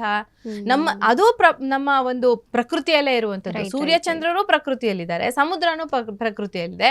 ಹಾಗಾಗಿ ಸೂರ್ಯ ಚಂದ್ರರಿಗೆ ಅಥವಾ ಯಾವುದೇ ನಕ್ಷತ್ರಗಳಿಗೆ ಏನೇ ತೊಂದರೆ ಆದ್ರೂ ಅದು ಭೂಮಿಯ ಮೇಲೆ ಒಂದು ಪ್ರಭಾವವನ್ನು ಬೀರುತ್ತೆ. ಹಾಗಾಗಿ ಪ್ರಕೃತಿ ವಿಕೋಪಗಳಿಗೆ ಈ ಗ್ರಹಣ ಸಂದರ್ಭದಲ್ಲಿ ಹೆಚ್ಚು ಅವಕಾಶಗಳು ಇರ್ತವೆ ಅಂತ ಹೇಳ್ಬೋದು. Okay ma'am. ಇನ್ನು ರಾಶಿ ಫಲಕ್ಕೆ ಬರೋದಾದ್ರೆ, ನೀವು ಹೇಳಿದ ಹಾಗೆ ಇದು ಸಿಂಹ ರಾಶಿಯಲ್ಲಿ ಆಗ್ತಿರುವಂತದ್ದು. ಹಾಗಾಗಿ ಸಿಂಹರಾಶಿಯವರಿಗೆ ಇದರ ಬ್ಯಾಡ್ ಎಫೆಕ್ಟ್ ತುಂಬಾ ಇರುತ್ತಾ ಅಥವಾ ಹೇಗೆ? ಹೌದು, ಸಿಂಹರಾಶಿಯವರಿಗೆ ಇದ್ರ ಎಫೆಕ್ಟ್ ಖಂಡಿತ ಇರುತ್ತೆ. ಪುಬ್ಬಾ ನಕ್ಷತ್ರದಲ್ಲಿ ಹುಟ್ಟಿದವರಿಗೆ ಜಾಸ್ತಿ ಇರುತ್ತೆ. ಆಚೆ ಈಚೆ ರಾಶಿ ಅಂದ್ರೆ ಕರ್ಕಾಟಕ ರಾಶಿ, ಆಶ್ಲೇಷ ನಕ್ಷತ್ರ, ಮಘ ನಕ್ಷತ್ರ, ಮತ್ತೆ ಇದು ಏನು ಉತ್ತರ ಫಲ್ಗುಣಿ ನಕ್ಷತ್ರ, ಕನ್ಯಾ ರಾಶಿ, ಈ ರಾಶಿಗಳವರು ಕೂಡ ಸ್ವಲ್ಪ ಕೇರ್ಫುಲ್ ಆಗಿ ಇರಬೇಕಾಗುತ್ತೆ. ಗ್ರಹಣ ವೀಕ್ಷಣೆ ಅಂತ ಬಂದಾಗ ಸಿಂಹರಾಶಿಯವರು, ಪುಬ್ಬಾ ನಕ್ಷತ್ರದವರು ಸಾಧ್ಯ ಆದಷ್ಟು ಅವರು ಅದನ್ನ ಅವಾಯ್ಡ್ ಮಾಡೋದು ಒಳ್ಳೇದು. ಗ್ರಹಣವನ್ನ ವೀಕ್ಷಣೆ ಬೇಡ. ಅಕಸ್ಮಾತ್ ನೀವು ಹೊರಗಡೆ ಹೋಗಿದ್ದೀರಿ, ಈ ಸಮಯಕ್ಕೆ ಸರಿಯಾಗಿ ಮನೆಗೆ ಬರಕ್ ಆಗ್ಲಿಲ್ಲ ಅಂದ್ರೆ ಅದ್ರ ಬಗ್ಗೆ ಹೆಚ್ಚು ತಲೆ ಕೆಡಿಸ್ಕೋಬೇಡಿ. ಆದ್ರೆ ಸಾಧ್ಯವಾದಷ್ಟು ಅದನ್ನ ಫಾಲೋ ಮಾಡೋದಕ್ಕೆ ಪ್ರಯತ್ನ ಪಡೋದು ಒಳ್ಳೇದು ಅಂತ. ಇನ್ನು ಈ ಗ್ರಹಣ ಸಮಯದಲ್ಲಿ ನದಿ ಸ್ನಾನವೋ ಸಮುದ್ರ ಸ್ನಾನವೋ ತುಂಬಾ ವಿಶೇಷ ಅಂತ ಹೇಳ್ತಾರಲ್ವಾ? ಜಪಾತಪ ನೀವ್ ಹೇಳ್ದ ಹಾಗೆ ನದಿ ತೀರದಲ್ಲೇ ಮಾಡೋದು, ಇವತ್ತಿಗೂ ಆ ಆಚರಣೆಗಳು ನಡ್ಕೊಂಡು ಬಂದಿದ್ಯಾ ಹೇಗೆ? ಹೌದು, ನಾವು ಗಣಪತಿ ಅಥರ್ವಶೇಷದಲ್ಲಿ ನೋಡ್ತೀವಿ. ಅದರಲ್ಲಿ ಹೇಳುವಂತೆ ಗ್ರಹಣ ಸಮಯದಲ್ಲಿ ಸಮುದ್ರ ತೀರದಲ್ಲಿ, ನದಿ ತೀರದಲ್ಲಿ ಗ್ರಹಣ ಇದು ಏನು ಜಪತಪಗಳನ್ನ ಮಾಡೋದ್ರಿಂದ ತುಂಬಾ ಶುಭ ಫಲಗಳನ್ನ ಪಡ್ಕೊಳ್ಳೋದಕ್ಕೆ ಅವಕಾಶ. ಶುಭ ಫಲ ಇನ್ ದ ಸೆನ್ಸ್ ಅದರ ಒಂದು ಪಾಸಿಟಿವ್ ಎನರ್ಜಿನ, ಜಪತಪಗಳಿಂದ ಬರುವಂತಹ ಪಾಸಿಟಿವ್ ಎನರ್ಜಿನ ನಾವು ತಗೊಳ್ಳೋದಕ್ಕೆ ಹೆಚ್ಚು ಅವಕಾಶ ಇರುತ್ತೆ. ಒಂದು ಬಾರಿ ನಾವು ಜಪ ಮಾಡಿದ್ರೆ 100 ಬಾರಿ ಜಪ ಮಾಡ್ದಂಗೆ ಅಂತ 100 ಗ್ರಹಣ ಸಮಯದಲ್ಲಿ ಅಷ್ಟು ಪ್ರಭಾವ ಇರುತ್ತೆ ಅದರದ್ದು. ಮಾಮಿನು ಜ್ಯೋತಿಷ್ಯದ ವಿಚಾರಕ್ಕೆ ಬಂದ್ರೆ, ಈಗ ಎವ್ರಿ ಮಂತ್ ನೀವು ಮಾಸ ಭವಿಷ್ಯವನ್ನ ಪ್ರಿಡಿಕ್ಟ್ ಮಾಡ್ತೀರಾ, ಈ ಮಾಸದಲ್ಲಿ ಹೀಗಿರುತ್ತೆ ಅನ್ನೋದು. ಅದು ಗ್ರಹಗಳ ಸ್ಥಿತಿ ಮತ್ತು ಲೆಕ್ಕಾಚಾರದ ಮೇಲೆ. ಈ ಮಾಸ ಭವಿಷ್ಯಕ್ಕೂ ಗ್ರಹಣ ಟೈಮ್ ನಲ್ಲಿ ಹೇಳುವಂತಹ ಭವಿಷ್ಯ ಎರಡೂ ಒಂದೇನಾ, ಅಥವಾ ಗ್ರಹಣದ ಎಫೆಕ್ಟ್ ನೀವು ಹೇಳ್ದ ಹಾಗೆ ತಿಂಗಳೋ 2 ತಿಂಗಳೋ 3 ತಿಂಗಳೋ ಇರುತ್ತಲ್ಲ, ಡಿಫ್ರೆನ್ಸ್ ಆಗತ್ತಾ ಅಂತ? ಸ್ವಲ್ಪ ಮಟ್ಟಿಗೆ ಡಿಫ್ರೆನ್ಸ್ ಆಗುತ್ತೆ. ಈಗ ನಾವು ಗೋಚಾರವನ್ನ ನೋಡಿ ವಾರ ಭವಿಷ್ಯವನ್ನ ಅಥವಾ ಮಾಸ ಭವಿಷ್ಯವನ್ನ ಹೇಳ್ತೀವಿ. ಅಂದ್ರೆ ಗ್ರಹಗಳ ಪ್ಲೇಸ್ಮೆಂಟ್ ಎಲ್ಲೆಲ್ಲಿದೆ, ಚಂದ್ರನನ್ನ ನೋಡಿ ದಿನ ಭವಿಷ್ಯವನ್ನ ಹೇಳ್ಬಹುದು, ಸೂರ್ಯನ ನೋಡಿ ಮಾಸ ಭವಿಷ್ಯವನ್ನ ಹೇಳ್ತೀವಿ. ಅದೇ ಬೇರೆ ಬೇರೆ ಗ್ರಹಗಳು ಬುಧ, ಕುಜ, ಶುಕ್ರ, ಇವರೆಲ್ಲ ಫಾಸ್ಟ್ ಮೂವಿಂಗ್ ಪ್ಲಾನೆಟ್ಗಳು. ಸೊ ಈ ಪ್ಲಾನೆಟ್ಗಳ ಒಂದು ಏನು ಚಲನೆ ಇದೆ, ಈ ಚಲನೆಯನ್ನು ಇಟ್ಕೊಂಡು ನಾವು ಮಾಸ ಭವಿಷ್ಯವನ್ನ ಹೇಳಿರ್ತೀವಿ. ಸೊ ಅದರ ಮೇಲೆ ಹೆಚ್ಚು ಪ್ರಭಾವವನ್ನು ಕೊಡುತ್ತೆ. ಅದರ ಜೊತೆಗೆ ಇದ್ರ ಪ್ರಭಾವ ಕೂಡ ಮಿಕ್ಸ್ ಆಗ್ಬಹುದು. ನಿಮ್ಗೆ ಗೋಚಾರದ ಫಲಗಳೇನಾದ್ರು ತುಂಬಾ ನೆಗೆಟಿವ್ ಆಗಿದೆ, ಇಲ್ಲಿ ಗ್ರಹಣದ ಫಲನೂ ನೆಗೆಟಿವ್ ಆಗಿದೆ ಅಂದ್ರೆ ಅದರದ್ದು ಜಾಸ್ತಿ ಎಫೆಕ್ಟ್ ಆಗೋದಕ್ಕೆ ಅವಕಾಶ ಇರುತ್ತೆ ಅಂತ. ಅಷ್ಟೇ ಅಲ್ಲ ನೋಡಿ, ಇನ್ನೊಂದು ಪಾಯಿಂಟ್, ಇದು ಕೂಡ ಒಂದು ರಿಸರ್ಚ್ ಅಲ್ಲಿ ಹೊರಗೆ ಬಂದಿರುವಂತದ್ದು. ಜಗದ್ವಿಖ್ಯಾತ ಜ್ಯೋತಿಷಿಗಳಾದಂತ KN ರಾವ್ಜಿ ಅವರು ಇದನ್ನ ಹೇಳಿದ್ದಾರೆ ಅಂತ ನನ್ನ ಗುರುಗಳು ಹೇಳ್ತಾ ಇದ್ರು. ಲಗ್ನಾಧಿಪತಿ ಯಾರಿರ್ತಾರೆ ಅಂದ್ರೆ, ಗ್ರಹಣ ಇವಾಗ ಸಿಂಹ ಲಗ್ನ ಅಥವಾ ಸಿಂಹ ರಾಶಿಯಲ್ಲಿ ಆಗುತ್ತೆ. ರಾಶಿಯಾಧಿಪತಿ ಸೂರ್ಯ ಎಲ್ಲಿದ್ದಾನೆ ಅನ್ನೋ ಪ್ಲೇಸ್ಮೆಂಟ್ ಮೇಲೆ ಅವನು 6, 8, 12ನೇ ಮನೆಗಳಲ್ಲಿದ್ದವ್ರಿಗೆ ಹೆಚ್ಚು ತೊಂದರೆ ಆಗುತ್ತೆ. ಈ ತರದ್ದೆಲ್ಲ ಕೆಲವು ವಿಚಾರಗಳಿರುತ್ತೆ. ಎಲ್ಲವನ್ನು ನಾವು ಎಲ್ಲರಿಗೂ ಜನರಲೈಸ್ ಮಾಡಿ ಹೇಳೋದ್ರಿಂದ, ಇಲ್ಲಿ ರಾಶಿ ಭವಿಷ್ಯ ಅಂದ್ರೆ ಇದು ಜನರಲೈಸ್. ಸೊ ಇದನ್ನ ಕೇಳಿ ಹೆದರ್ಕೊಳ್ಳುವಂತ ಅವಶ್ಯಕತೆ ಇಲ್ಲ. ಸ್ವಲ್ಪ ಜಾಗರೂಕತೆಯಿಂದ ಇದ್ರೆ ಆಯ್ತು ಅನ್ನುವಂಥದ್ದು. ಯಾಕೆ ಈ ಫಲಗಳನ್ನ ಹೇಳ್ತೀವಿ ಅಂದ್ರೆ, ಅದರದ್ದು ಜನಕ್ಕೊಂದು ಕಾನ್ಶಿಯಸ್ನೆಸ್ ಇರ್ಲಿ ಅಂತ. ಯಾಕಂದ್ರೆ ಜ್ಯೋತಿಷ್ಯ ಅಂದ್ರೇನೆ ನಮ್ಗೊಂದು ದಾರಿ ತೋರಿಸುವಂತ ಬೆಳಕು ಅಂತ. ಆ ದಾರಿ ತೋರಿಸೋ ಬೆಳಕನ್ನ ನಾವು ಇದ್ಯಾಕೆ ಹಿಂಗಾಗ್ಲಿಲ್ಲ, ಇದ್ಯಾಕೆ ಹಿಂಗ್ ಮಾಡ್ಲಿಲ್ಲ, ನೀವೇನೋ ಒಳ್ಳೆ ಕಾರ್ಯ ಮಾಡಿರ್ತೀರಾ, ಅದರಿಂದ ಒಂದ್ ಸ್ವಲ್ಪ ಪಾಸಿಟಿವ್, ಅಥವಾ ನಿಮ್ಗೆ ಇವಾಗ ನಿಮ್ಮ ಗೋಚಾರ ನನಗೆ ಗೊತ್ತಿಲ್ಲ, ನಿಮ್ ಲಗ್ನ ಗೊತ್ತಿಲ್ಲ, ನಿಮ್ ರಾಶಿ ಗೊತ್ತಿಲ್ಲ ನನಗೆ. ಸೊ ನಿಮ್ಮ ರಾಶಿ ಗೊತ್ತಿಲ್ದಾಗ ನಾನು ಗ್ರಹಣ ಫಲಗಳನ್ನ ಮಾತ್ರ ಹೇಳ್ಬೋದು. ಅದ ಬಿಟ್ಟು ನಿಮ್ಮ ದಶಾಭುಕ್ತಿಗಳೇನ್ ನಡೀತಿದೆ ಅದನ್ನೆಲ್ಲ ಕನ್ಸಿಡರ್ ಮಾಡ್ಬೇಕು ಅಂದ್ರೆ ಡೀಟೈಲ್ಡ್ ಹಾರೋಸ್ಕೋಪ್ ರೀಡಿಂಗ್ ಮಾಡ್ಬೇಕಾಗುತ್ತೆ. ಖಂಡಿತ. ಎಸ್ ವೀಕ್ಷಕರೇ, ಗಮನಿಸಿದ್ರಿ ಅನ್ಸುತ್ತೆ ನೀವು ಮೇಡಮ್ ಮಾತು. ಯಾವುದೇ ಗ್ರಹಣದ ಗೋಚಾರ ಫಲಗಳಿದ್ರು ಅಥವಾ ಮಾಸ ಭವಿಷ್ಯವಿದ್ರು, ಅವರವರ ದಶಾಭುಕ್ತಿಗಳು ಮತ್ತು ಯಾವ ಕಾಲ ನಡೀತಿದೆ ಅನ್ನೋದ್ರ ಮೇಲೆ ಡೀಟೇಲ್ ಆಗಿ ರೀಡಿಂಗ್ ಬೇಕು ಅಂತಾದ್ರೆ ಖಂಡಿತ ನೀವು ದಿವ್ಯಾ ಮೇಡಮ್ನ ಸಂಪರ್ಕ ಮಾಡ್ಬೋದು. ನಾವು ಈ ವಿಡಿಯೋ ಕೆಳಗಡೆ ಅವರ ವಿಳಾಸ ಮತ್ತು ಅವರ ಸಂಪರ್ಕ ಸಂಖ್ಯೆಯನ್ನು ಕೂಡ ಕೊಟ್ಟಿರ್ತೀವಿ. ಸೊ ಹಾಗಾಗಿ ಡೀಟೇಲ್ಡ್ ರೀಡಿಂಗ್ ಆಗಿ ಟ್ಯಾರೋಟ್ ಇರ್ಬೋದು, ನ್ಯೂಮರಾಲಜಿ ಇರ್ಬೋದು, ಜೊತೆಗೆ ಜ್ಯೋತಿಷ್ಯ ವಿಜ್ಞಾನ ಅಂತ ಏನ್ ಕರಿತೀವಿ, ಸಂಪೂರ್ಣವಾದಂತಹ ನಿಮ್ಮ ಜಾತಕ ಭವಿಷ್ಯಕ್ಕೋಸ್ಕರ ನೀವು ದಿವ್ಯಾ ಸುಬ್ರಹ್ಮಣ್ಯ ಅವ್ರನ್ನ ಸಂಪರ್ಕ ಮಾಡಬಹುದು. ಮೇಡಮ್, ಇನ್ನು ಗ್ರಹಣದ ಗ್ರಹಚಾರ ಅಂದ್ರೆ ರಾಶಿಗಳ ಫಲ ಮೇಲೆ ಹೇಗೆ ಪ್ರಭಾವ ಬೀರುತ್ತೆ ಅಂತ ನೋಡೋದಾದ್ರೆ, ಮೇಷರಾಶಿಯವರಿಗೆ ಹೇಗಿದೆ? ಖಂಡಿತ ನೋಡಿ, ಈಗ ಮೇಷರಾಶಿಯವರಿಗೆ ಪಂಚಮ ಸ್ಥಾನದಲ್ಲಿ ಇದು ಏನು ಎಂಥದ್ದು ನಮ್ಮ ಗ್ರಹಣ ಸಂಭವಿಸ್ತಾ ಇರೋಂಥದ್ದು ಸಿಂಹದಲ್ಲಿ ಆಗ್ತಿದೆ ಅಂದರೆ, ಮೇಷರಾಶಿಯವರಿಗೆ 5ನೇ ಮನೆ ಆಗುತ್ತೆ. ಸೊ 5ನೇ ಮನೆ ಸಂತಾನಕ್ಕೆ ಸಂಬಂಧಿಸಿದಂಥ ಸ್ಥಾನ ಅಂತ. ಸೊ ಸಂತಾನಾಕಾಂಕ್ಷಿಗಳಿಗೆ ಸ್ವಲ್ಪ ತಡೆ ಆಗಬಹುದು ಈ 3 ತಿಂಗಳು, ಅಥವಾ ಕೆಲವು ಬಾರಿ ಪ್ರೆಗ್ನೆನ್ಸ್ಗೆ ಕೇರ್ಫುಲ್ ಆಗಿರ್ಬೇಕಾಗತ್ತೆ. ಅಬೋಷನ್ಸ್ ಆಗೋದು ಈ ಥರದ್ದೇನಾದ್ರೂ ಆಗೋ ಚಾನ್ಸಸ್ ಕೂಡ ಇರುತ್ತೆ. ಹಾಗೇನೆ ಈ ಷೇರು ಮಾರ್ಕೆಟ್ ಅಲ್ಲಿ ಹಣವನ್ನ ಹೂಡುವಂಥವ್ರು ತುಂಬಾ ಜಾಗರೂಕತೆಯಿಂದ ಹಣವನ್ನ ಹೂಡ್ಬೇಕು. ಮೇಷರಾಶಿಯವರಾಗಿದ್ದು ನೀವೇನಾದ್ರೂ ಷೇರು ಮಾರುಕಟ್ಟೆಯಲ್ಲಿ ಹಣವನ್ನ ಇನ್ವೆಸ್ಟ್ ಮಾಡ್ತೀರಾ ಅಂದ್ರೆ ಕೇರ್ಫುಲ್ ಆಗಿ ಮಾಡ್ಬೇಕಾಗುತ್ತೆ. ಎಲ್ಲ ವಿಚಾರಗಳಲ್ಲೂ ನೆಗೆಟಿವ್ ಆಗುತ್ತೆ ಅಂತ ನಾನು ಹೇಳೋದಕ್ಕೆ ಇಷ್ಟಪಡಲ್ಲ. ಕೆಲವು ವಿಚಾರಗಳಿಗೆ ಈ ಗ್ರಹಣದಿಂದ ಅಂದ್ರೆ ನಾನು ಈಗ ಹೇಳದ್ನಲ್ಲ ಈ ತರದ್ದು ಪಂಚಮ ಸ್ಥಾನದಲ್ಲಿ ಗ್ರಹಣ ಏನು ಅಂತ ಪಾಸಿಟಿವ್ ಆದಂತಹ ರಿಸಲ್ಟ್ಸ್ ನ ಕೊಡುವಂಥದ್ದಲ್ಲ. ಹಾಗಾಗಿ ಕೇರ್ಫುಲ್ ಆಗಿ ನೀವು ಇದು ಮಾಡಬೇಕಾಗತ್ತೆ. ಹಣಕಾಸಿನ ವಿಚಾರದಲ್ಲಿ, ಶೇರ್ ಮಾರುಕಟ್ಟೆ ವಿಚಾರದಲ್ಲಿ, ನಿಮ್ಮ ಮಕ್ಕಳ ವಿಚಾರದಲ್ಲಿ, ಮಕ್ಕಳು ಬಿದ್ದು ಎದ್ದು ಮಾಡಿಕೊಂಡು ನೋವು ಮಾಡ್ಕೊಂಡು ಬರುವಂಥದ್ದು ಆ ಥರದ್ದೆಲ್ಲ ಆಗಬಹುದು. ಅಥವಾ ಮಕ್ಕಳ ವಿದ್ಯಾಭ್ಯಾಸದಲ್ಲಿ ಸ್ವಲ್ಪ ಅಡೆತಡೆಗಳಾಗಬಹುದು ನಿಮ್ಮ ಮಕ್ಕಳ ವಿದ್ಯಾಭ್ಯಾಸದಲ್ಲಿ. ಸೊ ಈ ಥರದ, ಅಥವಾ ನೀವೇ ವಿದ್ಯಾರ್ಥಿಗಳಾಗಿದ್ರು ಕೂಡ ಸ್ವಲ್ಪ ಕಾನ್ಸಂಟ್ರೇಷನ್ ಕಡಿಮೆ ಆಗಬಹುದು. ಯಾಕೆಂದರೆ ಮೊದಲೇ ಎಫೆಕ್ಟ್ ಆಗ್ತಾ ಇರೋದು ಚಂದ್ರನ ಮೇಲೆ, ಮನೋಕಾರಕ ಚಂದ್ರ. ಮನಸ್ಸೇ ಗಟ್ಟಿ ಇಲ್ಲ, ಮನಸ್ಸೇ ಒಂದು ದೃಢ ನಿರ್ಧಾರವನ್ನು ತಗೊಳಕ್ಕಾಗ್ತಾ ಇಲ್ಲ ಅಂದರೆ ವಿದ್ಯಾರ್ಥಿಗಳಿಗೆ ಸ್ವಲ್ಪ ಕಾನ್ಸಂಟ್ರೇಷನ್ ಕಷ್ಟ ಆಗುತ್ತೆ. ಅಷ್ಟೇ ಅಲ್ಲ, ಪಂಚಮ ಸ್ಥಾನವನ್ನ ನಾವು ಲವ್ ಹೌಸ್ ಅಂತ ಕರಿತೀವಿ. ನಾವು ಪ್ರೀತಿ ಮಾಡುವಂತ ಮನೆ, ಪ್ರೀತಿಯನ್ನ ತೋರಿಸುವಂತ ಮನೆ ಅದು. ಸೊ ಲವ್ ಲೈಫ್ ಅಲ್ಲಿ ಬ್ರೇಕಪ್ಗಳಾಗೋ ಚಾನ್ಸಸ್ ಕೂಡ ಮೇಷರಾಶಿಯವರಿಗೆ ಇರುತ್ತೆ ಈ 3 ತಿಂಗಳ ಕಾಲದಲ್ಲಿ. ಸೊ ನಿಮ್ಮ ಒಂದು ಏನು ಸಂಗಾತಿಯ ಜೊತೆ ನೀವು ಹೇಗ್ ಬಿಹೇವ್ ಮಾಡ್ತೀರಾ ಅಂತ ನೋಡ್ಕೊಳ್ಳಿ. Okay, right. ಇನ್ನು ಅವರ ಪರಿಹಾರ ಅಂತ ಸರಳವಾಗಿ ಮಾಡೋದಾದ್ರೆ, ನಾನು ಸಾಮಾನ್ಯವಾಗಿ ಕೊನೆಯಲ್ಲಿ ಅಂದ್ರೆ ಈ ವಿಡಿಯೋದ ಕೊನೆಯಲ್ಲಿ ಎಲ್ಲರಿಗೂ ಸೇರಿಸಿ ಗ್ರಹಣದ ಪರಿಹಾರವನ್ನ ಹೇಳ್ತೇನೆ. ಸೊ ಅದನ್ನ ಎಲ್ಲರೂ ಪಾಲಿಸೋದು ತುಂಬಾ ಒಳ್ಳೇದು. ಒಂದು ಶ್ಲೋಕವನ್ನ ಕೊಡ್ತೇನೆ. ಆ ಶ್ಲೋಕವನ್ನ ಪ್ರತಿಯೊಬ್ರು ಬರೆದು ನಿಮ್ಮ ಬಳಿ ಇಟ್ಕೊಳ್ಳಿ. ತೊಂದರೆ ಇರುವಂತಹ ರಾಶಿಗಳವರು ಮೊದಲಾಗಿ ಇಟ್ಕೊಳ್ಳಿ. ಇನ್ನು ಸಿಂಹರಾಶಿ ಮತ್ತೆ ಪುಬ್ಬ ನಕ್ಷತ್ರದವ್ರು ಖಂಡಿತ ಅದನ್ನ ಇಟ್ಕೊಳ್ಬೇಕಾಗತ್ತೆ. ಅದನ್ನ ಈ ಕಾರ್ಯಕ್ರಮದ ಕೊನೆಯಲ್ಲಿ ಕೊಡೋಣ ಅಲ್ವಾ? ಖಂಡಿತ ಖಂಡಿತ ಮ್ಯಾಮ್. ಇನ್ನು ವೃಷಭ ರಾಶಿಗೆ ಬರೋದಾದ್ರೆ ಹೇಗಿರುತ್ತೆ? ವೃಷಭ ರಾಶಿಯವರಿಗೆ ಚತುರ್ಥ ಸ್ಥಾನ, ತಾಯಿಯ ಆರೋಗ್ಯದ ಕಡೆಗೆ ಹೆಚ್ಚು ಗಮನವನ್ನ ಕೊಡ್ಬೇಕಾಗತ್ತೆ. ಸ್ವಲ್ಪ ಸುಖ ನೆಮ್ಮದಿ ಹಾಳಾಗೋದಕ್ಕೆ ಅವಕಾಶ ಇರುತ್ತೆ ಚತುರ್ಥ ಸ್ಥಾನ ಆಗಿರೋದ್ರಿಂದ. ಇನ್ನು ರಿಯಲ್ ಎಸ್ಟೇಟ್ ಉದ್ಯಮಿಗಳಿಗೆ ಇದು ಸ್ವಲ್ಪ ಕಿರಿಕಾಗೋ ಅಂಥ ಸಮಯ ಅಂತ. ನೀವು ಅನ್ಕೊಂಡಿದ್ದ ಕೆಲಸಗಳು ಈ ಸಮಯದಲ್ಲಿ ಸರಿಯಾಗಿ ನಡೆಯದೆ ಹೋಗಬಹುದು. ನೀವು ಈ ಪ್ರಾಜೆಕ್ಟ್ ಆಗುತ್ತಪ್ಪ ಅಂತ ಅನ್ಕೊಂಡಿರ್ತೀರಾ, ಆ ಪ್ರಾಜೆಕ್ಟ್ ಕೈ ಕೊಡುತ್ತೆ.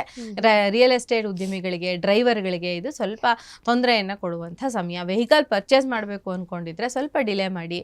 ಲ್ಯಾಂಡ್ ಪರ್ಚೇಸ್ ಮಾಡಬೇಕು ಅಂತಿದ್ರೆ ನೋಡ್ಕೊಳ್ಳಿ ಇದು ಸರಿನಾ ಸಮಯ ಅಂಥೇಳಿ. ನಿಮಗೆ ಎಲ್ಲ ಪರವಾಗಿಲ್ಲ, ನಿಮ್ಮ ಜನ್ಮಜಾತಕ ಸಪೋರ್ಟ್ ಮಾಡ್ತಿದೆ ಅಂದರೆ ಮಾತ್ರ ಈ ಸಮಯದಲ್ಲಿ ಅದಕ್ಕೆ ಕೈ ಹಾಕೋದು ಒಳ್ಳೆಯದು. ಇನ್ನು ಮನೆ ನಿರ್ಮಾಣ ಮಾಡಬೇಕು ಅಂತ ಇರೋರು ಕೂಡ ಸ್ವಲ್ಪ ಕೇರ್ಫುಲ್ ಆಗಿ ಮನೆ ನಿರ್ಮಾಣಕ್ಕೆ ಕೈ ಹಾಕೋದು ಈ ಸಮಯದಲ್ಲಿ ಸೂಕ್ತ. Okay ma'am. ಎಸ್. ಇನ್ನು ಮಿಥುನ ರಾಶಿಯವರಿಗೆ ಗ್ರಹಣ ಗ್ರಹಚಾರ ಹೇಗಿದೆ ಮ್ಯಾಮ್?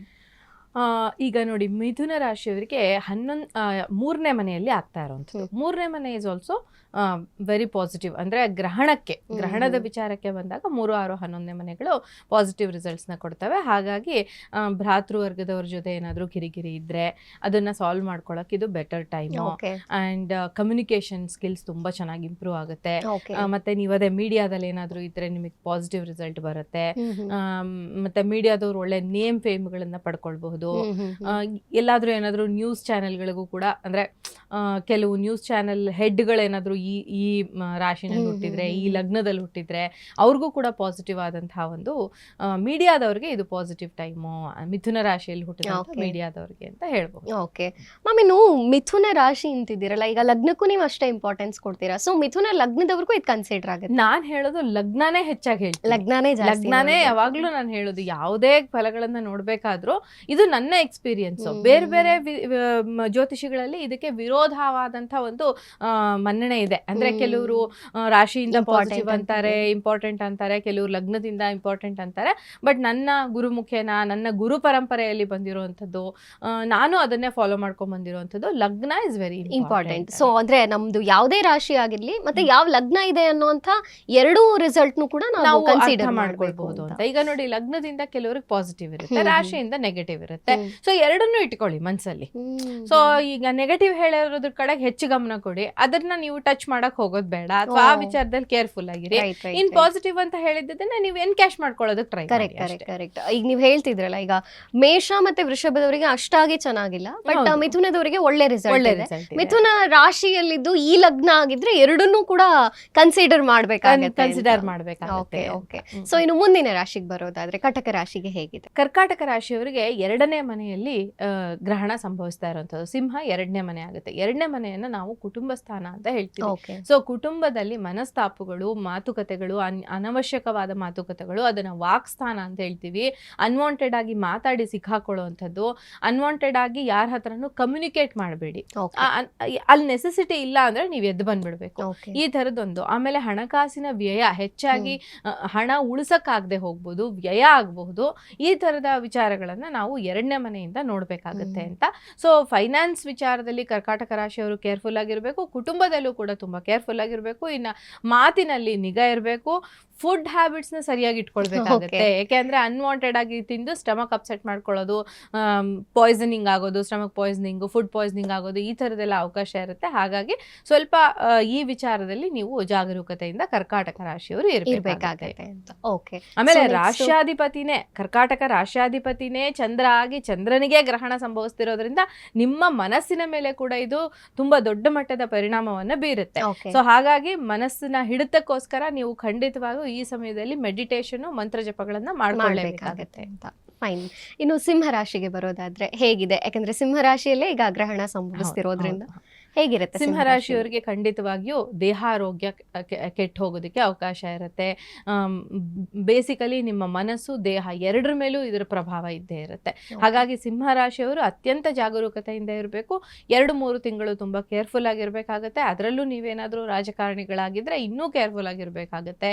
ಅಷ್ಟೇ ಅಲ್ಲ, ನಿಮ್ಮ ದೇಹವನ್ನ ಬಳಸಿ ಮಾಡುವಂಥ ಕೆಲಸ, ಅಂದ್ರೆ ಈ ಫಿಸಿಕಲಿ ನೀವು ಇನ್ವಾಲ್ವ್ ಆಗಿ ಮಾಡುವಂಥ ಕೆಲಸಗಳೇನಾದ್ರೂ ಇದ್ರೆ ಅದರಲ್ಲೂ ಕೂಡ ನೀವು ಹೇಗೆ ಕೆಲಸವನ್ನ ಮಾಡ್ತೀರಾ, ನಿಮ್ಗೆ ದೇಹ ಅದಕ್ಕೆ ಸಪೋರ್ಟ್ ಮಾಡುತ್ತಾ ಈ ಸಮಯದಲ್ಲಿ ಅನ್ನೋದನ್ನ ನೋಡ್ಕೊಳ್ಬೇಕಾಗತ್ತೆ. ಸಿಂಹರಾಶಿಯವರಂತೂ ಪರಿಹಾರಗಳನ್ನ ಖಂಡಿತವಾಗಿಯೂ ಮಾಡ್ಕೊಳ್ಳೇಬೇಕಾಗತ್ತೆ ಅಂತ. ಫೈನ್. ಈಗ ಮುಂದಿನ ರಾಶಿಗೆ ಬರೋದಾದ್ರೆ ಕನ್ಯಾ ರಾಶಿ, ಅದಕ್ಕೆ ಹೇಗಿರುತ್ತೆ? ಕನ್ಯಾ ರಾಶಿಯವರೆಗೂ ಕೂಡ ಇದು ಪಾಸಿಟಿವ್ ಅಲ್ಲ, ನೆಗೆಟಿವ್ ಆದಂತಹ ಸಮಯ ಅಂತಾನೆ ಹೇಳಬೇಕಾಗತ್ತೆ. ಇದು ಕೂಡ ಅನವಶ್ಯಕ ಧನ ವ್ಯಯ, ಆರೋಗ್ಯದ ಸಮಸ್ಯೆಗಳು, ಹಾಸ್ಪಿಟಲೈಸೇಷನ್, ಆಲ್ರೆಡಿ ನಿಮ್ಗೆ ಏನಾದರೂ ಹೆಲ್ತ್ ಇಶ್ಯೂಸ್ ಇದ್ರೆ ನೀವು ರೆಗ್ಯುಲರ್ ಆಗಿ ಹಾಸ್ಪಿಟಲ್ ವಿಸಿಟ್ ಮಾಡೋ ಥರ ಆಗಬಹುದು.